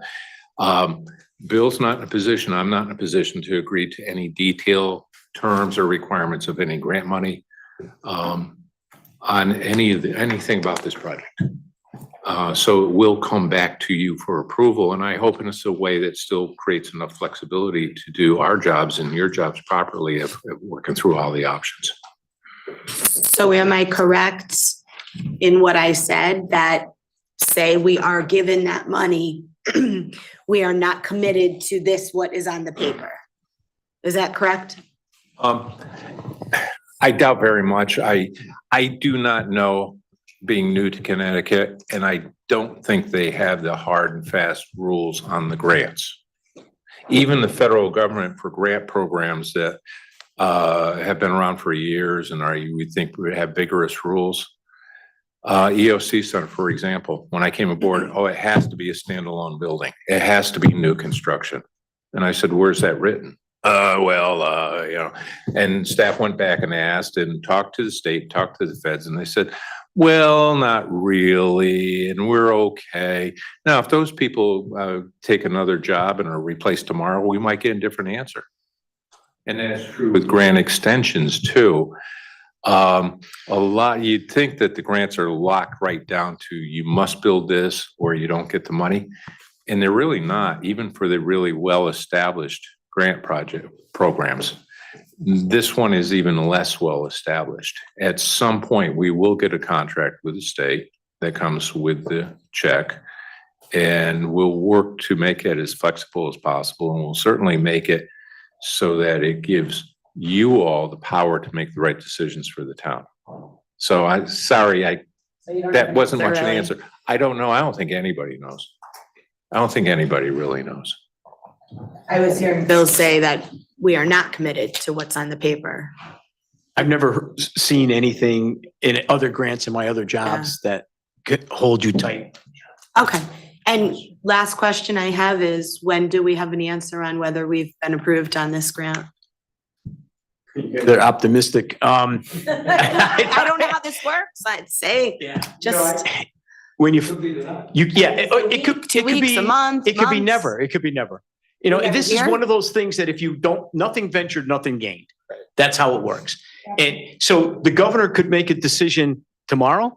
He could say 6 months from now, he could go June, or he could go next fiscal year. It's totally okay, way out there. And then we're still left with a maybe that we'll get more money to go closer to the actual price of $10 million, right? Right, exactly. okay. But you know, to look at the other extreme, if we took the money took this grant and we went out and used it on road work, that definitely would not be allowed. Someone would notice. But we would not get reimbursements for that work. So somewhere in the middle, how much it's a gray area, how much it's, we're locked into exactly what we have to build. Don't really know, but we'll work through those issues with the state while we're working with you. And at some point, we'll pull our discussions together with the state tight enough to bring you yes or no options. And I can tell you that as we work through the process, nobody's a good fortune teller here, but if it takes a couple years, you're going to be in a position where you're going to have no pools. So you're going to have to make a decision, and then the taxpayer is going to end up either saying, no, we want zero, or we pay for it. So I just give you an idea. Right now, I'm working with Janet Murphy to try to find $30,000 because the filtration system at the wading pool at Mill has stopped working. So we need to replace it. It's that kind of thing that's happening for 9 years. I've been gluing and bubble gumming and sticking things together. Normally you don't paint pools. You paint pools every 3 to 5 years. We're painting them every year. We spent $75,000 on paint last year because we're trying to use paint as the glue to hold the spalling of the concrete together. It's not a good situation. I'm just telling you that. Again, it's okay if you want to, it takes 2 summers to build a pool. So no matter what you do, and if you're running the risk of a lot of people being upset. That's all. I want to tell you all the facts because I've been in this position before in other jobs, and you don't want to put yourself, in having a couple summers with no pools. Thank you very much. Deputy Mayor Rabbit. Yeah, Mr. DeMaio, thanks. Bill. Okay, Bill.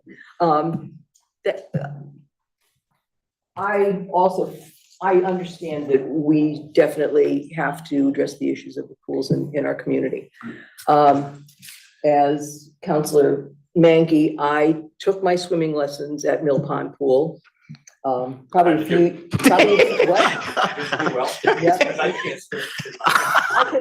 It's okay. not good.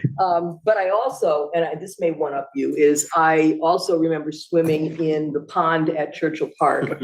Looking at it now, I can't imagine how we did it, but we did. That's right. That said, and understanding, the needs that we have in this town, and I remember someone saying there are wants and there are needs. We all understand that there is a need for a pool, but there are it has to be considered, if we're considering all of these buildings as a campus, we need to consider how they intersect, how they integrate, and how one issue impacts on the other. That said, a couple of questions or comments. I have experience with grant writing myself, And I would like to see, and I'm sorry that it wasn't included here, but the RFP, the request for proposals that went along with this, which might answer some of the questions that we've raised. I'm seeing under description of project, the very last sentence, please see the continuation of the project description in the attached preliminary master plan summary, and I don't see that listed or included anywhere in this, and I would like to see that as well. We do talk about parking. Yes, parking for recreational activities, but again, and this has been brought up by other folks besides myself this evening, that parking not only focused on folks coming to our community or coming from our community for all of the activities that Parks and Rec does so well, but also activities in other venues, for example, the library, for example, the Senior and Disabled Center, the services, the social services, people coming to the town hall, not only as staff, but also as folks who are coming for the services that are being provided and the resources provided here, and how that's all going to shake out. And I know we've had these discussions about parking in the past. We're hosting the social service Santa Claus, toy giveaway in the community center for 2 weeks in the multipurpose room. So we work together. And this is great. I mean, some of this is it's new information to us. The question, I would like to see the RFP. I would like to see. Everything's totally transparent. I could give you anything you want. Yeah. I'm pleased. Yeah.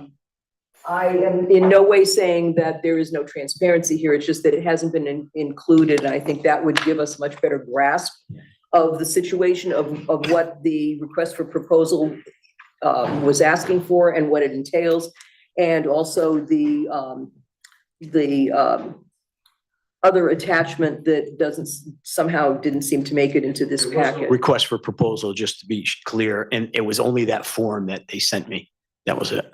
Okay, this was Senator Lesser that reached out to you? Yes. Okay, good to know. And the question of, and this, this isn't meant to open up yet another can of worms tonight, but we have 2 pools in town. We have 2 locations. We have Mill Pond area, Mill Pond Park, and we have Churchill Park. And I'm not hearing any discussion or seeing anything in here regarding possibilities for Churchill Park. So I'm putting it out there. I'm not asking for any more extensive discussion on that, but I think it's something we need to consider as well. So if we could get from either Bill or from Tom, the continuation to this that is called the Mill Pond Park Preliminary Master Plan Summary, so that we can read that as well, along with whatever we've been. Get that to Tom. Yep. That would be great, and I would appreciate it. Deputy Mayor Rada, Councilor Nagel. Yes. I did not emphasize parking last time as the most important thing, but it is important, and previous councilors had mentioned other difficulties with it. I was pleased to hear you say there are other options and other things that are being possible solutions for expanding parking. It would have felt a lot better if the council and myself had been informed of these things before we brought them up. But I think council is more concerned with a generalization, more concerned with details, whereas it appears grant requests are, no, we're not really concerned with that. And I think that's where part of the divide comes from. So once again, I appreciate you're talking about some options. But if we, or me personally in this case, don't know about those options, we have concerns about them, and we have concerns about other departments within the town that may have to use those parking spaces at the same time. So thanks for pointing those things out. we invited 68 towns couple weeks ago to have a conference for the Connecticut Recreation and Parks and the ADA Coalition of Connecticut. And we did some creative things with parking and shuttle busing using the school buses from OFI and from the municipal parking lot. It just worked out like a charm, not one negative comment from anybody. So we're totally conscious of what's going on, and I'm a problem solver. You probably have realized that by now. Give me a problem and I'll fix it. So that's kind of where we're going. I don't want to leave today thinking that I'm the enemy from you guys. I am on your team. I want to be perfectly clear. And my job as a professional Parks and Rec guy is to identify problems, give you possible solutions, and then you make the decisions. I am not ramming this down anybody's throat. I don't need a pool. The town of Newington needs one, I think, but if you guys don't want one, I am perfectly fine with, I've got so much to do every day. I've got plenty of things to work on. So I just want to be clear. Look at me as a resource to you, not the enemy, please. Thank you. Councilor Tiniakis. Yep, I want to say that I do agree with Councilor Menke about I'm not a huge fan of the state kind of just dropping this in your lap with a day's notice, and I'm definitely not a fan if this is the case that the state's going to mandate us to do it a particular way, the way that they want. But with that being said, just staying on topic of what we're talking about on the agenda, I do want to thank you for being able to get the proposal in on time and giving us this option in the future to discuss more about the specifics as they come up.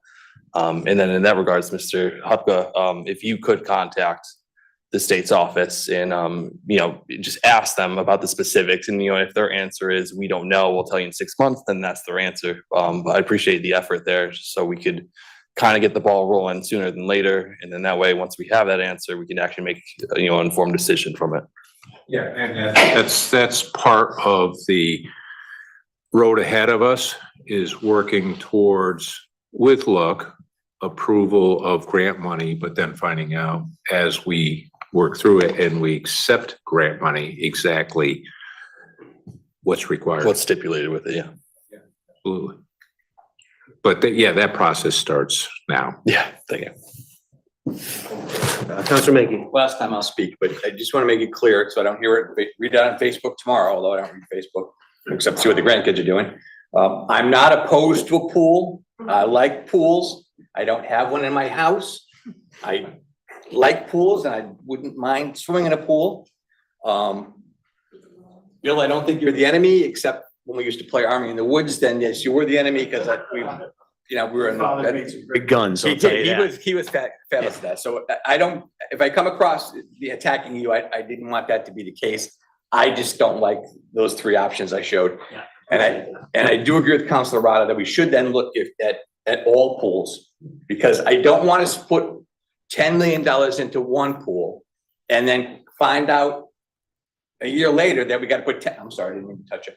A year later that we have to put $10 million into another pool. We should look at all the pools together as a total package.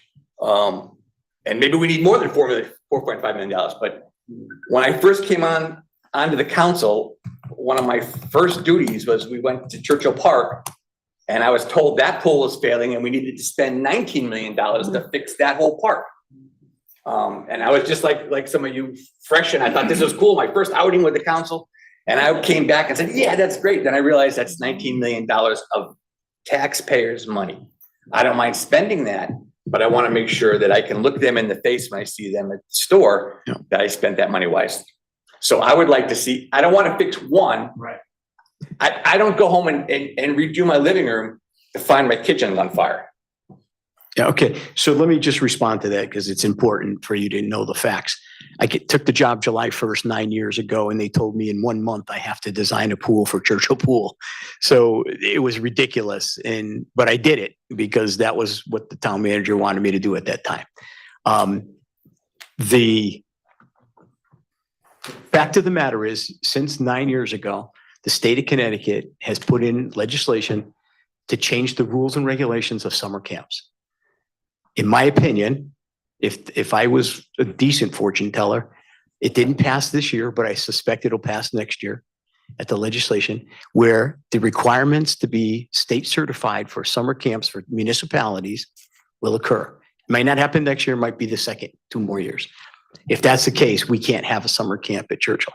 If we don't have 250, 350 kids every day at Churchill, you couple that problem with 26 feet of elevation from the parking lot to the existing pool, it'd be very costly to make that pool ADA accessible. So my opinion, my professional opinion, not the Parks and Recreation Board, I'm not speaking for anyone but myself and my experiences of building several pools and splash pads, that Churchill Pool will probably just crumble and close eventually. The building fell down. We had to spend $36,000 on a company to jack up the bathhouse and put a new girder in to hold it up because the chlorine rotted the bottom out. We had 38 leaks in underneath the pavement at Churchill. It's not the waiting pool was closed for a week and a half because of the pumps. It's just a matter of time for that to close. If that's the case, I don't think you would see something else. My professional opinion would be you put a $1 million splash pad over there. We have 17,000 picnickers and three pavilions every summer there. Grandparents could take their kids to cool off on Saturdays and Sundays while they're picnicking with their families. And that might be the answer to, and then move the summer camp kids over to Mill Pond. And again, they don't drive, they get, dropped off or bussed over, and we would schedule the pool accordingly, splash pad, swim lesson, recreational swim. And I think you could solve the problem of Newington's residents and provide a pretty darn nice facilities for them all. That would be my personal opinion. I just have a couple of thoughts. And also, Councilor Pacheco had something. Oh, I'm sorry. No, go ahead, Councilor Pacheco. Bill, actually, what you just said, I'm pleased with what you just said, because even though we're gonna grow, we're, 30,000, 32,000. My fear was, do we really need 2 state-of-the-art facilities, wonderful I never aquatic said that. centers? Yeah, No, I know, but when people keep talking about 2 pools, that was always in the back of my mind. Does the town really require, and I know, go big and whatever, 2 huge aquatic centers? If the eventual plan is to get 1 pool, then maybe I'm a little bit more amenable or understanding of, well, then let's make it super. And then, Churchill as a splash pad. So, I think the public might even accept that more as well, and make it really super splash pad, at Churchill Park. That to me makes more sense than worrying about, well, if we spend, 15 million here and 15 million here, do we really need that as a town? But I like what you just said, and it's making me think a little bit differently. And the reason why you choose Mill Pond is because you've got a preschool here with 42 families or 52 families every day of the year from 7:30 in the morning till 5:30. They could use the splash pad across the street in every day that it was weather permitting, and it would be just a super opportunity for the 3 to 5 year olds, as well as 500 kids could easily fit here at the community center and have summer camp. So we have a big plan. The big plan is in our minds. It's just a matter of trying to make it happen. Thank you, Councilor Greco. Yeah, I just have a couple of thoughts. To me, what I'm happy about is it does seem like we are all in agreement that we do need to do something about the pools, which is a good place to start. I appreciate the work you put in on this grant. I know obviously it was a time crunch. I do share the concerns of you folks in terms of some of the details, particularly the location. I'm not 100% sold on that yet. But what I'm happy about, a few things here is, we're really just talking about a grant that came out of nowhere, and we might not get this at all. So this could be a discussion, we're getting ahead of ourselves in the discussion a little bit, but I think it's good that we started the conversation. The other thing is, if we do get the grant and, they do try to hold stipulation to it, I'm not really comfortable necessarily with the $6.1 million price tag that we'd have to come up with. So we would be able to do some negotiating there, I think, to get it the way we wanted to. I'm confident in our ability to come up with a plan that we can agree on at the time that it's right. And I'm happy that you took the initiative, Bill, to at least investigate what we could get under short notice. So that's really all I have on this. All right, so you don't get to go anywhere, Bill. I'm moving on. Yeah, the next item on our agenda is the Saputo sponsorship related to Clem Lemare. Would you have a few minutes to share some info about that with us? Again, I think it's good news.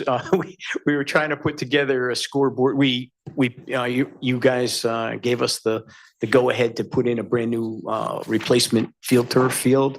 And we put it in, we painted the new goals, we put up the wind screens on top, and it looked so sharp and everything was beautiful. And you have a $1 million facility in a 5-cent scoreboard. So you look at the scoreboard and it's like 25 years old. And I think it was on telephone poles.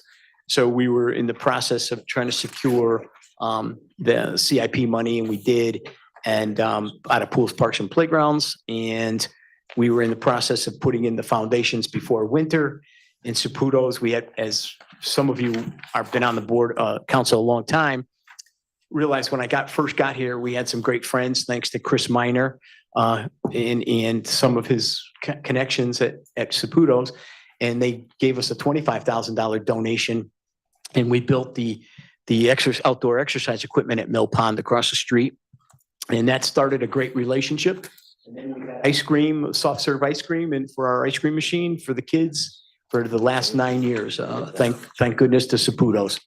So we got a phone call from another friend of ours that his child just so happens to play at Clem Lemare, and said, geez, we'd like to sponsor the scoreboard that you're putting up. And I said, oh, that sounds great. A portion of it or the whole thing? He said, well, the whole thing. I said, it's like $30,000. He goes, yeah, that's what we want. I go, well, okay, this is a great day. So I yelled into my office and screamed to everyone that we're getting $30,000. And a week went, I had to fill out paperwork and do the thing that they wanted. And I get a phone call and they said, hey, our VPs from Wisconsin and Dallas want to talk to you. I go, darn it, they're taking it back. They're not going to commit to the 30 grand. So the lady for the vice president I talked to on a conference call, I had our staff in the office, and she says, yeah, we really have a great relationship in that party you put on at Mill Pond when all our staff got flown in from Dallas and we took pictures with the mayor and all that. I said, yeah. And then we had food and that. I said, yeah, we could do that again. She goes, we'd like to give you a legacy grant. I go, what's that mean? And she says, well, we give you 50,000. I go, oh, this is unbelievable. So the story just went on from good to better. And she said, what else do you want to do over there? I said, well, I'm dying to buy 3 sets of bleachers, put in an asphalt pad, make it handicap accessible, and put these bleachers on the north side to make it look really symmetrical and give some more so the parents don't have to sit in the wet grass. She said, yeah, do that then. I said, fill out this other paperwork. So we filled out more paperwork and more writing like you saw for the pool, and sent it on its way. And we've been negotiating with town manager has been abreast of what's going on, and they have like a 10-page contract. And we had Ben Ancona research, go through all my notes and my thoughts, and we made suggestions and changes, and we're in the final stages right now of them signing off. And we worked with Laura, our risk management for insurances and stuff like that. So everybody's been involved: insurances, lawyers, in Parks and Recreation, and the board and all that. So they want their name on it, Saputo's and USA, and underneath the scoreboard, it'll be another $15,000 or $2,000. They're willing to pay for that. And so I think it's just a giant win for Newington. And that's where we're at. And we're going to get a state-of-the-art scoreboard that as you probably know, lacrosse, field hockey, soccer, football, Frisbee, every sport plays on that field turf. And now we're going to have lacrosse penalty numbers in there. So it's going to be kind of neat. It's going to be exciting. It's going to be on metal girders. It's going to be a little nicer and a little higher. And we want to thank the highway department for asphalting the path already before the winter, the flat pavement, so we can put the bleachers on it once we get set up. So that's it. That's the story. All right, some questions. Counselor Menke. Yeah, I just would just publicly thank Saputo's for their legacy grant. $50,000 is always better than $30,000. So I appreciate we moved up to legacy status, and they've always been a big supporter of our town. If people don't know, they have a major manufacturing plant, I guess the manufacturing plant here in town, and Cheese and ice cream. cheese and ice cream, what a combination. But we drive by Fenn Road all the time. Nobody knows they're there. But they're at the old, on Milk Lane, which I guess is appropriate name for the place. They have a cheese and ice cream factory. But I would just thank them for their grant. Thank you. Counselor Gonzalez. I just wanted to say thank you. That's great. I have two boys that played at Clem Lemare, and I was one of those parents that sat in the wet grass. So those bleachers are absolutely needed on that side. It's going to make a huge difference. So that's great. Counselor Floyd. Yeah, just one thing, echoing as well the thank you to Saputo's and also to your initiative, Bill. Just one thing, the second page here, the project budget, when will that be available to us? In terms of how this is going to be doled out between the plan, the material, and the labor? There is no labor. It's just buying the scoreboard in the three bleachers, and we already paid for the asphalt from highway from Tomaso. Great, thank you. Counselor Page. Thanks, Mayor. I just wanted to clarify for this action and for the previous that we're not waiving the rules to act on either of these, and those are not going to interfere with the moving forward either on the grant application or on the Saputo scoreboard if we move in the next session or the next council meeting. Perfectly fine. I just wanted to clarify that. Well, the grant application's already been put in before we saw it. I understand. And this, I assume the concrete, this has already been approved before we saw it. So I just procedurally just want to make sure. we're just along for the ride. I know, I got These two. I know. Yep. If I find out that the governor said no, and within the next 2 weeks, we'll just withdraw it, kind of thing, right? So. No, I just want to thank you again for your work on this, and thanks Saputo for their generous donation. Like Counselor Gonzalez, I have children who play at Clem Lemare and looking forward to more comfortable and better bleachers as well. And just to let you know, in that grant, I wrote that we would do it at the football season. They've asked me if they could move quicker so that we get the scoreboard up and they have opportunities in the spring. And I think I can make that happen with the lacrosse, high school lacrosse and youth lacrosse, and then invite football players to come. So we'll probably do a big splash party for them at Clem Lemare, probably now in the spring instead of the fall, just to let you know. That's great. That's great. Thank you very, very much, Mr. DeMayo. We're all set with you for tonight. Thank you very much.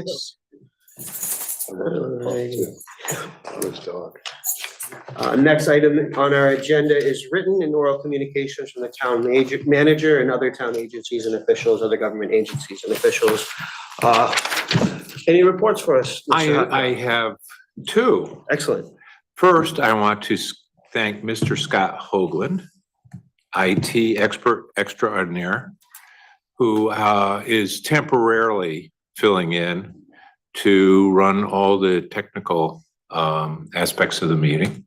If you've noticed, I have to say that Scott really defied my direction on this, because I said, just do it the way it was, and then we'll change things and make improvements over time. And then today I found out, oh no, we fixed this, we changed that, and we did this. So for those of you who have been here before, this is the, I think the format you wanted for a long time. Yes. Now, if we get complaints about people seeing your pictures up closer, got nothing to do with that, okay? It makes me almost look bald. I think it takes 10 years off mine. Maybe. But I do want to thank Scott very, very much for he's been working hard on this. Yeah. I also want to update everyone on our police chief recruitment. We advertised, and it's still open until filled. We put a date in instead of a hard deadline like a lot of government bureaucracies do. We had a first review date to give candidates a target.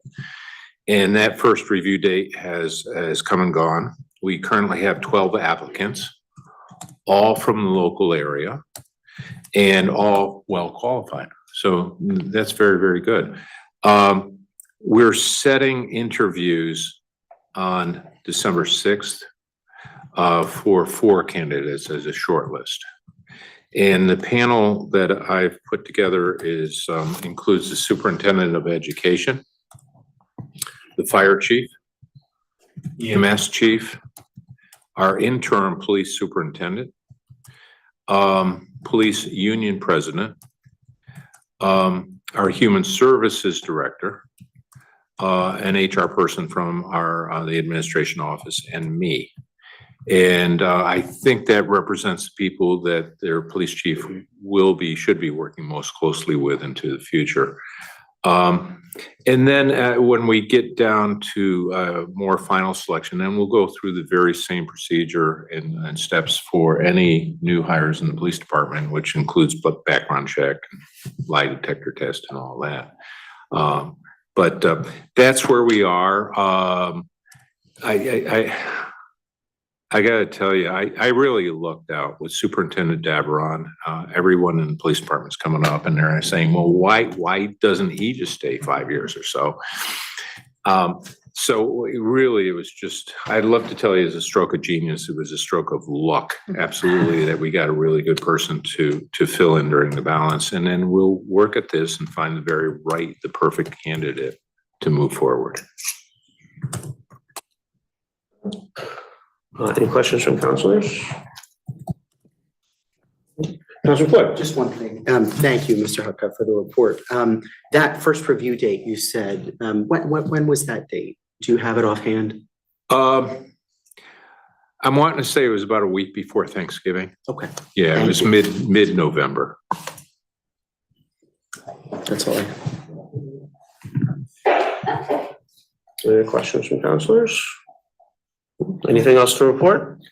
That's it for tonight. Excellent. Thank you very much for that, Mr. Harper.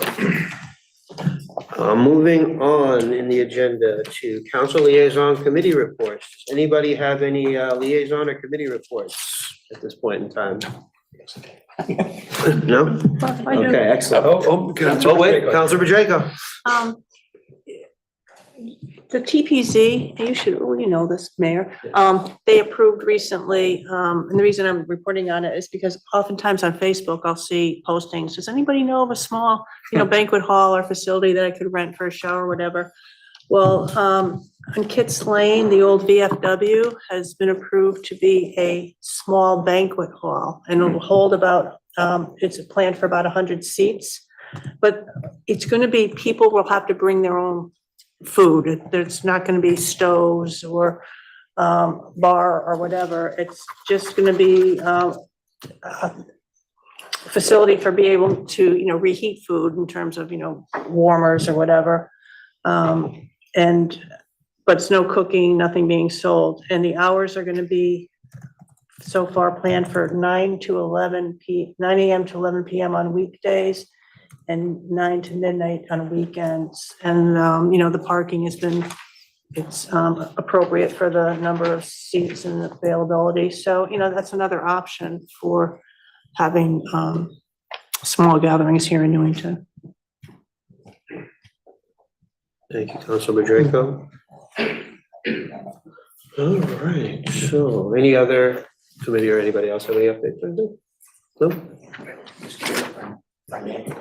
I forgot to mention this, that there's a good chance we're gonna move the Night of Lights ceremony to Saturday. We're gonna make that decision at about 3 o'clock tomorrow because of the forecasted rain. Is it next It'll be Saturday? 6 to 8:30 on Saturday. Friday. We made that move, so I just want to let everyone know what in advance.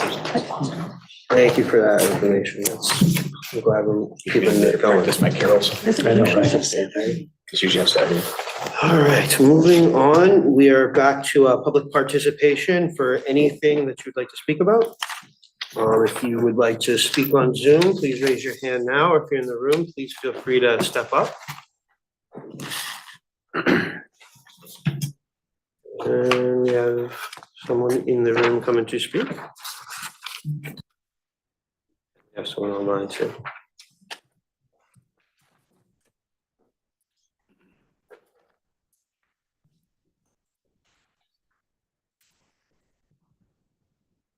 Rose Lyons, 46 Elton Drive. Once again, I'm going to give you my view of what I've seen over the years about this pool situation.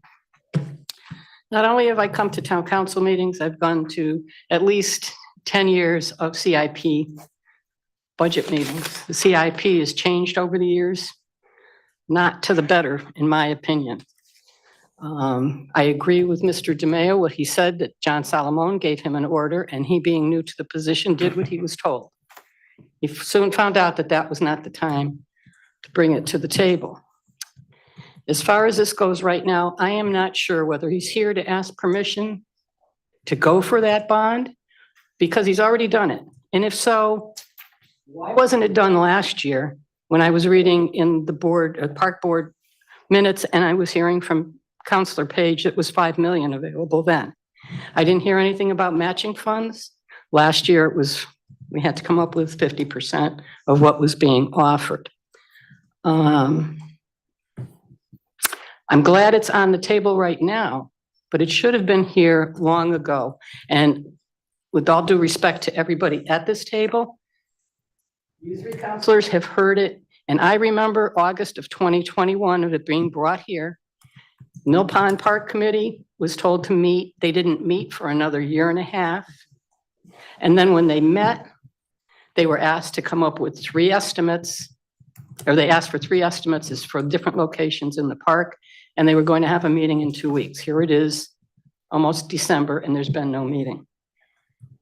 I see everybody's side of this. I see what I see, you see what you see, and I believe what everybody is saying is what they honestly believe, but I think you have to get some direction or some understanding of how the process works. I could be way off base, like I said, way off base, but in reading the minutes of the Parks and Recreation meetings, I read about the 5 million. I read about them wanting 4 million. I read about the parking situation with the library, the back and the forth. And there's an elephant in the room, and it's 2 parties coming at one another, all wanting a pool or wanting something good for the residents, but they can't come up with what they actually want. Do we want to address Churchill and Mill Pond? Do we want to just look at Mill Pond and say the heck with Churchill?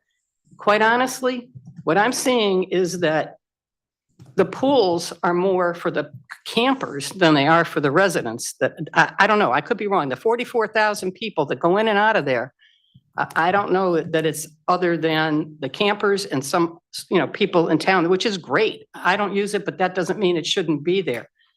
But we really have to look at what the needs are. I've been listening to this master plan for Parks and Rec since the turf field was put in 12 years ago. The dog park just recently was done. It's a debacle, in my opinion. I want to see something done, but what you need to do, you're going to have to come up with that yourselves, because you're the ones that are going to make the final decision. Before it was, we have the money, we go to a building committee, the building committee decides what we're going to do, we bring it back to the town council, town council says yes or no, we go to referendum, or you go back to the table. This is totally out of control, in my opinion. Thank you, Ms. Lyons. We do have one person online. But if you could unmute State Rep Gary Turco. You're up, sir. I can't seem to, oh, there we go. You're good to go. Thank you, State Rep Turco. Hi, Mayor. Hi, councilors. This is State Representative Gary Turco, 98 Williamstown Court. And just wanted to, been listening to the conversation about the potential for state bonding dollars to assist Newington with Mill Pond Pool project. So I just wanted to provide some information, and more than happy to meet with you all offline and discuss it further. So I can't speak for Senator Lesser. He has briefed me on his, conversations with the governor's office and the opportunity to ask for some funding for Newington, which I thank him very much for, because whatever dollars, and I know someone mentioned, yes, state dollars are also our tax dollars. But what will happen with the bond dollars is, if Newington doesn't request any assistance for infrastructure projects that we are trying to do, than other cities and towns in the state of Connecticut that will get that money instead of us. So I want to make sure we are continuously asking for our fair share of funding to help with our infrastructure projects. The last two, streetscape project on New Britain Avenue and streetscape project between Stoddard and Maine, that the council provided to the Newington delegation, we asked for. We were successful in securing those projects. And as you all know, those projects are waiting for the construction phase. But that money is available to the town of Newington. So now going forward, there's an opportunity for the next infrastructure project. And I'd like to try to do something big. Those two previous projects were both under $1 million. Surrounding communities are getting, millions of dollars for different infrastructure projects they requested. So it's, in my opinion, it's Newington's turn. And I appreciate Senator Lesser helping with that. It seems from our conversations with the community, with the Parks and Recreation Department, that the pools are in dire need of renovation, repair, replacement. And just to clear up any misunderstanding, the state is not going to dictate with this particular type of grant that is being requested where the pools are located within the parks, whether it's Churchill, whether it's Mill Pond, what the pools look like, how big or small they are, what street they're on within the park. That is all going to be up to the town of Newington. What simply is going to say in the bond commission meeting, if we're successful, is X amount of dollars, in this case, $4.5 million that's been requested. You don't always get everything you want, though. Sometimes you decide, hey, I can only do $2 million this year. Here I'll do, another $2 million. Year after that, another $2 million. I'm not exactly sure how it will all work. But what it will say is this X amount of dollars is being authorized for the town of Newington to be used for a Mill Pond pool replacement project.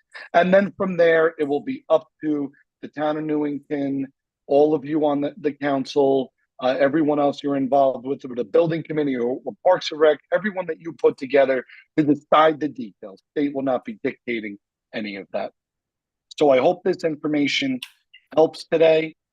And again, the bonding, process, from the state, it may be something foreign to most people listening to this. So I'm happy to sit down and go over details on how it works at any time, or you can bring us into the meeting, put us on the agenda. We can have a longer conversation, whatever helps all of you. I'm here to serve all of you, serve the town of Newington, and be of assistance. And lastly, I'm just to say, Phil DeMayo's there. I know you can't control the weather. I'm a little sad the event moved from Friday to Saturday because I'm actually going to be going on a legislative conference on Saturday till next Wednesday in Austin, Texas. Kind of exciting. My first legislative conference of this type with legislators from all over the nation to share information from what our states are doing to see how we can help each other better legislate back at home. So I'll miss this Saturday's event. I'll miss getting to sit on Santa's lap like I got to do last year. I'll pray that that there's no rain on Friday, so you don't have to move it. So thanks again, everybody, and please reach out to me if you have further questions. Have a good night, and thanks for all the work you're doing. Thank you, Representative Turco. Anyone else in the room would like to come up? Come on up. By all means. Nicole Cooney, 97 Howard Street. So it sounds like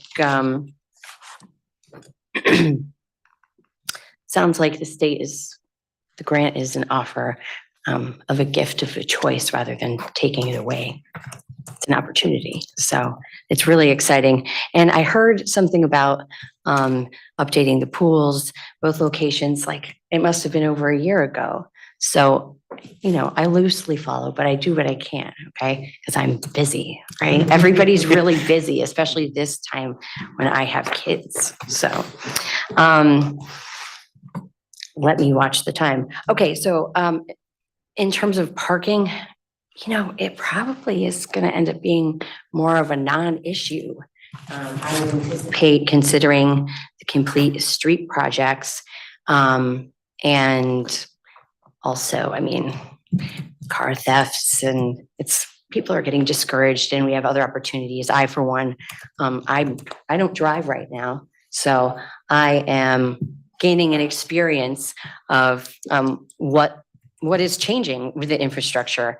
And it took me 2 hours to get to and from the pharmacy, which is couldn't be more than 2 miles from my house because of there's just no bus that goes there and it's just too close, you know. So in any case, on that walk this week, or was it last, I thought of a trolley and I thought, why doesn't Newington have a trolley? So anyway, let me get back to the pool. Huge opportunity to enhance the town, to complement everything that has already been invested, to bring consumers in. People are from out of town, they're gonna park where they wanna go shop, or where they wanna eat, okay? The residents are gonna be at the pool, okay? But it's gonna be family and visiting and friends, and it's an attraction. You know, it's more than just the 2 pools, and Splash Pad actually sounds monumentally great because all these other towns in the area have them and the kids love them. They're easy meetup places, low investment for parents, by the way, and grandparents, right? Okay, so 30 seconds. Great. Garfield Street. Hey, whatever. You don't have to worry about the details. He already said, but it's a central location. It's walkable from neighborhoods, walkable from downtown. Bike lanes.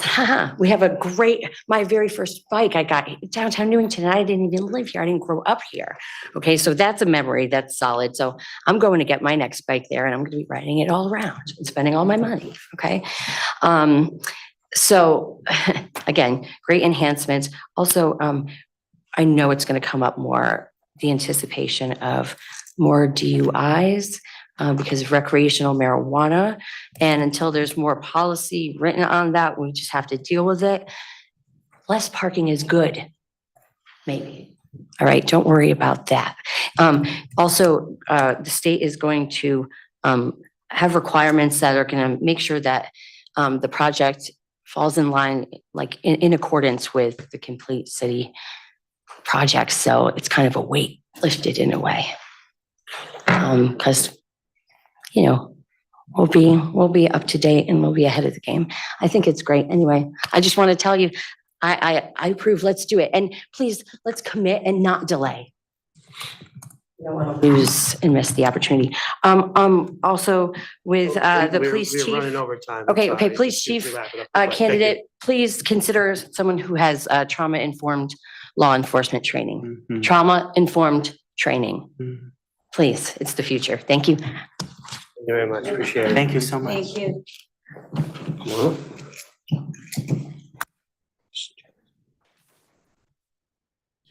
75 Barnard Drive, Newington, Connecticut. I am a member of the Board of Education.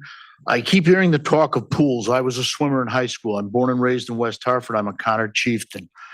There was a battle years ago when I was a kid. I'm 64 years old, between Conard and Hall to put a pool in. We keep talking about the pools in town, but we forget the burden on the Board of Education to maintain that pool at the high school.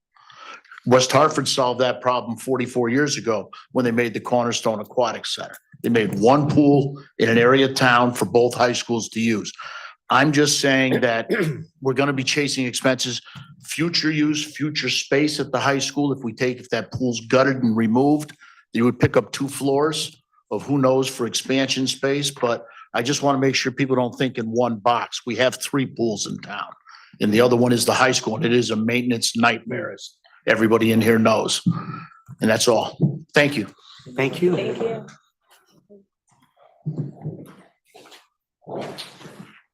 anybody else in the room? Come on up.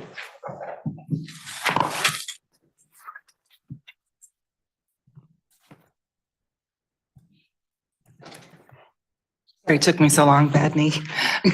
Dana Havens, 113 Stoddard Ave. Kathy, if you want to know about this pool thing, just talk to me or Rose, because we've been following it since 2015. And actually back then, I won't say who, but somebody official was telling us it was ready to crumble and suck the water out and the kids along with it. It's been 8 years, it's still there.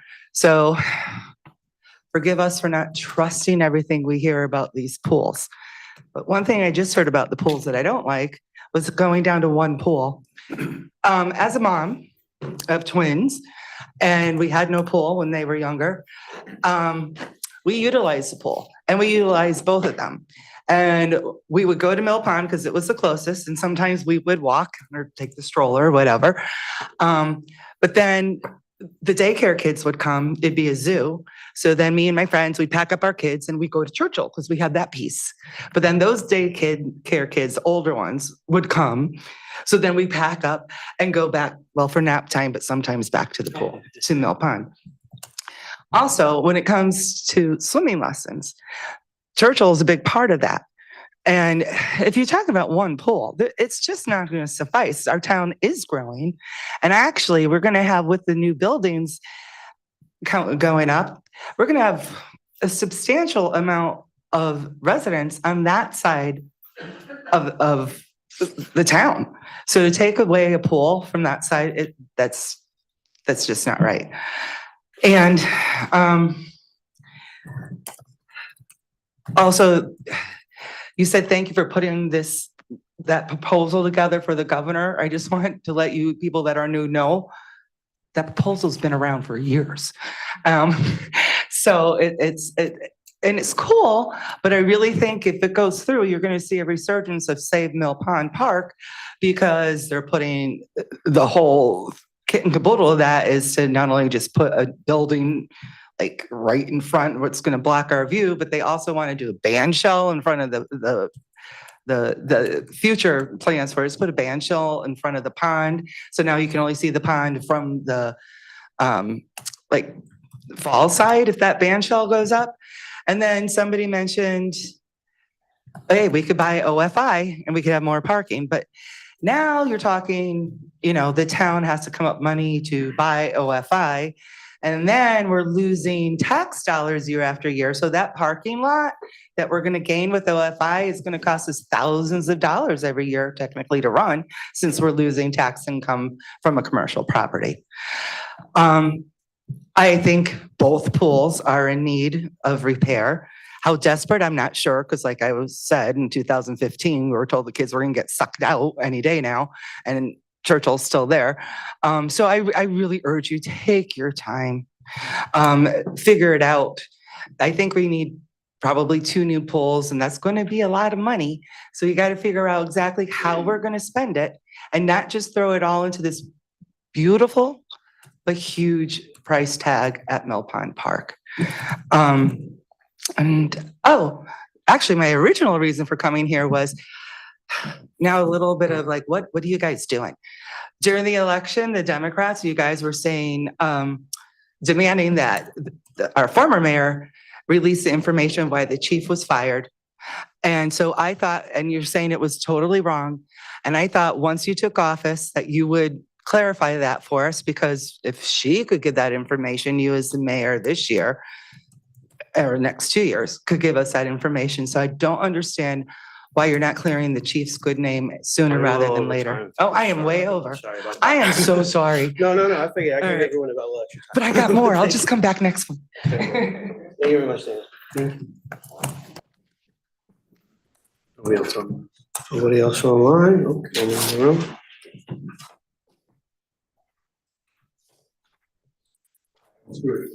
Calais, takes a lot of courage to come up here, and I hope that you'll move this to 4 minutes. I've seen everyone going over, so maybe John, I can only remember people's first names, like Mitch. Well, yeah, we get Yeah, to, yeah. and I just want to say you're a breath of fresh air, and you're a new beginning. So look at it as a clean slate. We could always look at the past, but the past is the past. You now get to work with the future, and Mitch is very passionate about a pool.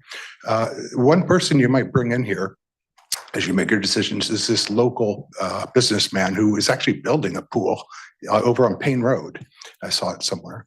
And, you know, it'd be great if Parks and Rec could work with him and help support his business by bringing his daycare students over to his new pool. And so he can survive as a businessman in town, and the kids will get the pool. Look outside the box. I mean, we have 7 acres of land over on 145 Alumni Road. Bill here has a great plan that's been worked on. Just move that plan over to 145 Alumni Road. It's 7 acres right across from Alumni Road, Alumni Stadium. It's near the ice rink. You've got a brand new development over there called Cedar Point. It has a lot of low-income kids who'd love to swim. They need parks over there. Old Mill Road and that other road, Maple Hill. So that would be a great park over there, and that could be Bill's legacy, is having Alumni Road Park and pool. And let's support this local businessman who's putting $1 million up for a pool. Okay, I just want to say, welcome friend, Tom. He's from my hometown of Greenwich, and I had a chance to meet with him. I've gone through all sorts of diplomatic channels carefully with the help of David Griffith. He's been my partner for 15 years in town. I don't do anything without him. He's now the town lawyer. So I have to, I try to live, work, and invest in town. And, Bill is, I've worked with him. I've known him since he came, and I'm the lucky owner of 3 of these houses in front of the high school, and I've put a lot of energy in keeping them up. But it's been a struggle with Bill. I firmly believe that going forward, John and Tom, that you follow all the ordinances with respect to the West Meadow Cemetery, right? I mean, Bill got in a fluff with people because he took away their ornaments. So now he posts those ordinances about the cemetery and those things, but he won't follow the ordinances about this fence. And it may sound like a small thing or maybe a selfish thing that I'd be bringing it up, but it really is in tribute to the people who are buried there. I go through the diplomatic channels, listen to Bill at his meeting recently, and he's having another sporting event in July, a lacrosse state tournament, bringing that all through the cemetery. Okay, so please, let's just follow all the ordinances, and everything will be peaceful. I welcome you, Tom, because you've been through a lot in your career, and you need to be proud of everything you've done. And I know that I don't know much about your past, but I welcome your future here. And I know we'll all support you here because you're new, and you can see how many divergent views there are and everything, and nobody can have one answer. But always have an open mind. I try to be pleasant as I can. I was just disappointed because that Chief Clark actually helped me to get the cutting machines off my front walkway, and then he helped me. I get overrun in the cemetery lot, and he helped by bringing a patrol. And you might bring police to all these schools, show of force of, hey, follow the rules. Can't park in that cemetery. It's in the bylaws. So please work with me. Last diplomatic channel for me is Paul Dixon, the town planner. Please speak on my behalf to him. Yes, I'll wrap up, but please speak and just say, hey, let's just follow the rules and everything will be fine. And I love you because you're a Greenwich guy. So stick with us and do good things, okay? I appreciate it. Thank you.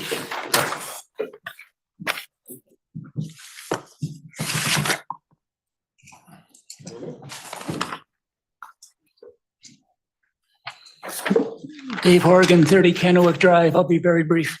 Not in any particular issue, but I hope everybody listening will think about what I said at the beginning of this meeting.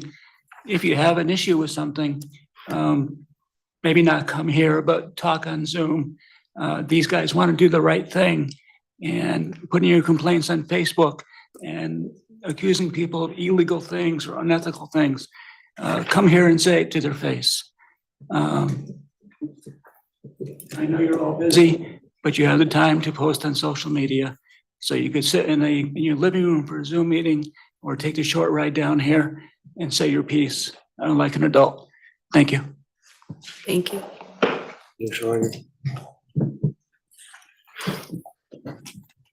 Is there anyone else in the room or on Zoom that wishes to participate in public participation? No? All right. We will move on to remarks from councilors.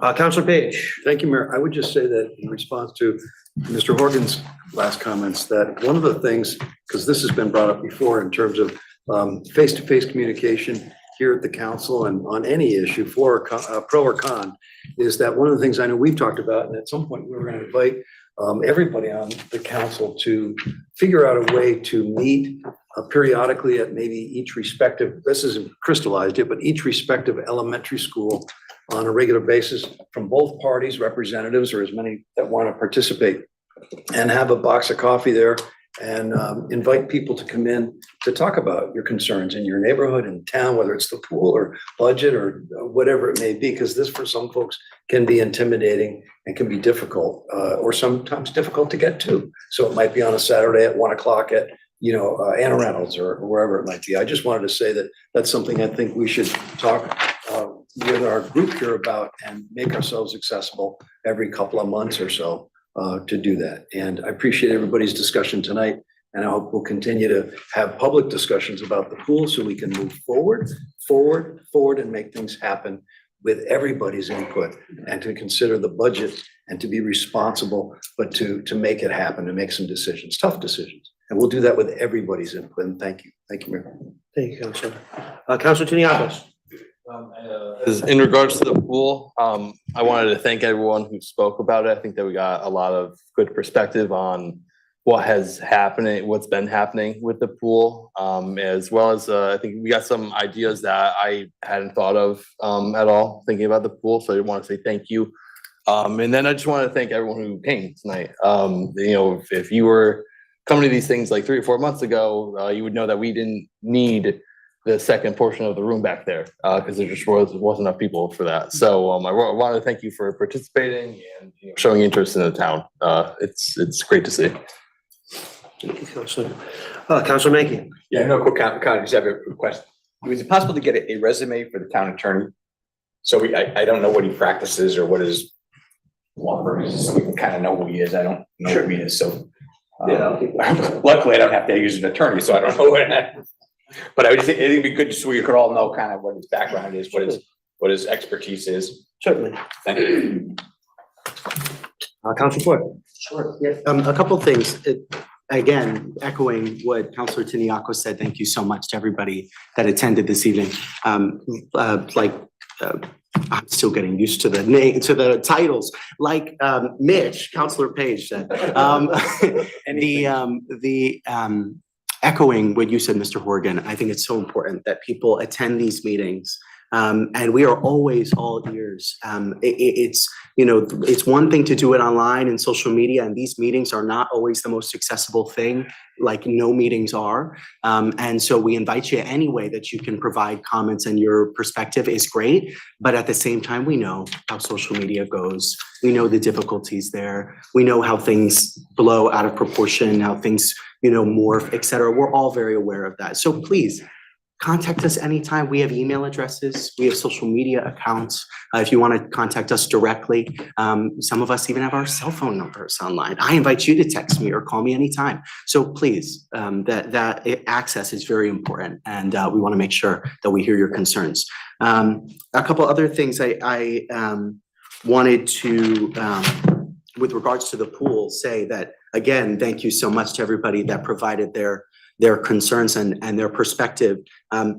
What happened tonight and what will happen in the next meeting when we actually take action on that item in the agenda is not a commitment to anything firmly. It is an ability for us to provide an option to residents and an option that we have as a town, as a community, to know that money could be there if that's something that we're interested in moving forward with. But, as Mr. DeMeo said and so many others brought up, all of those details in close, direct, frequent, continuous consultation with every member of the public that wants to be a part of that process. You have a right to be a member of that process, and nothing will be approved or moved forward without your direct consultation. That is a guarantee. That's how the process works.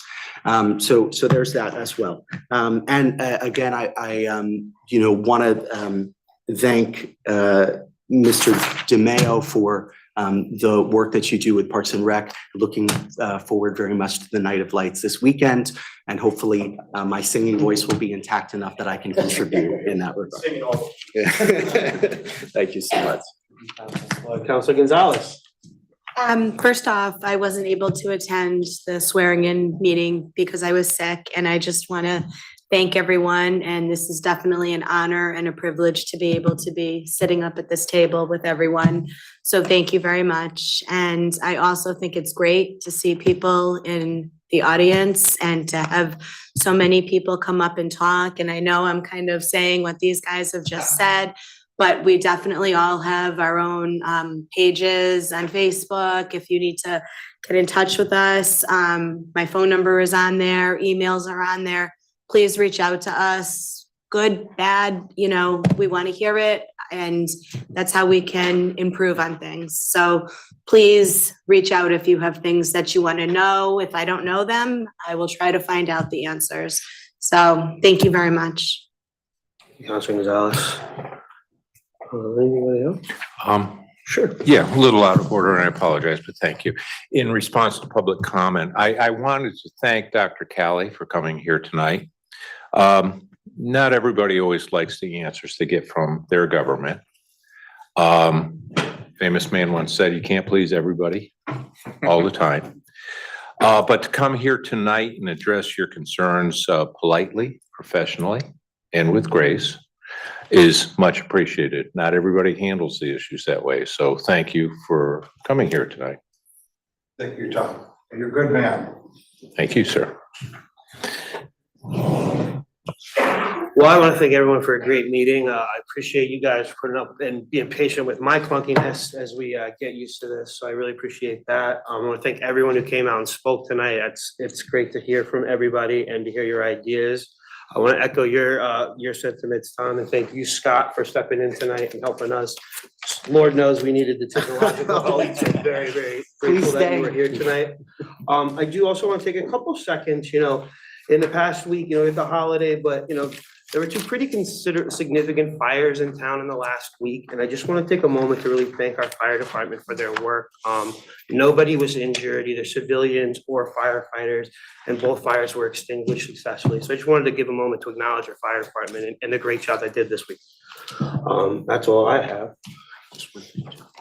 Just one additional thing. Oh, absolutely, Councilor Boyd. My apologies. I just wanted to mention for folks, I saw this on Facebook. I wanted to amplify it. I'm just having this conversation about Facebook, but in any case, the Newington Veteran Coffee House that does great work to support so many vets here in town. They're looking for some donations. So I hope folks can contribute. You can drop off. They're in need of socks, hats, mittens, blankets, other things. It looks like winter gear generally. You can drop things off at their American Legion post on Willard Ave, or you can drop it off at the United Methodist Church that's on New Britain Avenue. So, thank you. Absolutely. Yeah, I also want to point out that I participated in the holiday food basket deliveries a couple weeks ago now. It seems like a long time ago. And I'm impressed with the work that our Human Services Department does to get food out to people who really need it. And when I knocked on the door, when I found they were a condo or their apartment, I knocked on the door and made my 3 trips to their stuff with their stuff. They really appreciated it, and I think it's all for the generosity of our citizens here.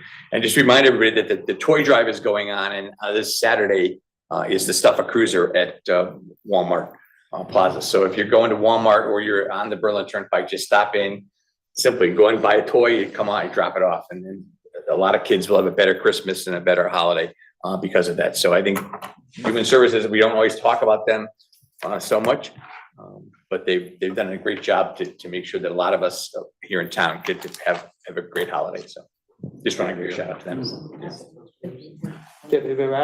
Yes, I just want to mention that on Thanksgiving Day, Mayor Trister, Councilor Tiniakis and I, well, and many other people participated in the turkey trot.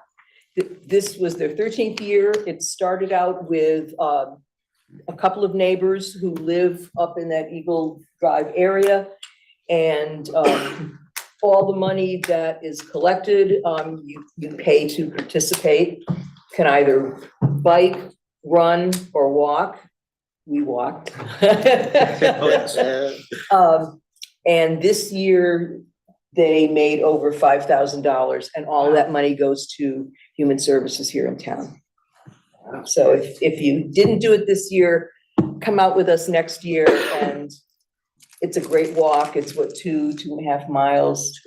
We don't expect anybody to run except the younger kids. I know my knees aren't gonna have me running anywhere too soon, but it's a great opportunity to support our community as well.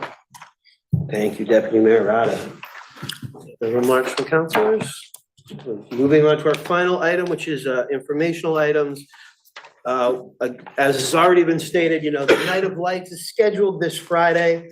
As Mr. DeMayo said, it's possible that it will be moved to Saturday. It currently is scheduled from 6 to 8:30 on Friday. If it is moved, it will be 6 to 8:30 on Saturday. It's an awesome time. It's a fun community event. Everyone gets to come together, and I heard Santa is gonna show up, so I'm looking forward to it, on a fire truck too, so I would be there if you And you can. get to hear the counselors sing, some of us apologize about in that. tune, Yeah. some out of.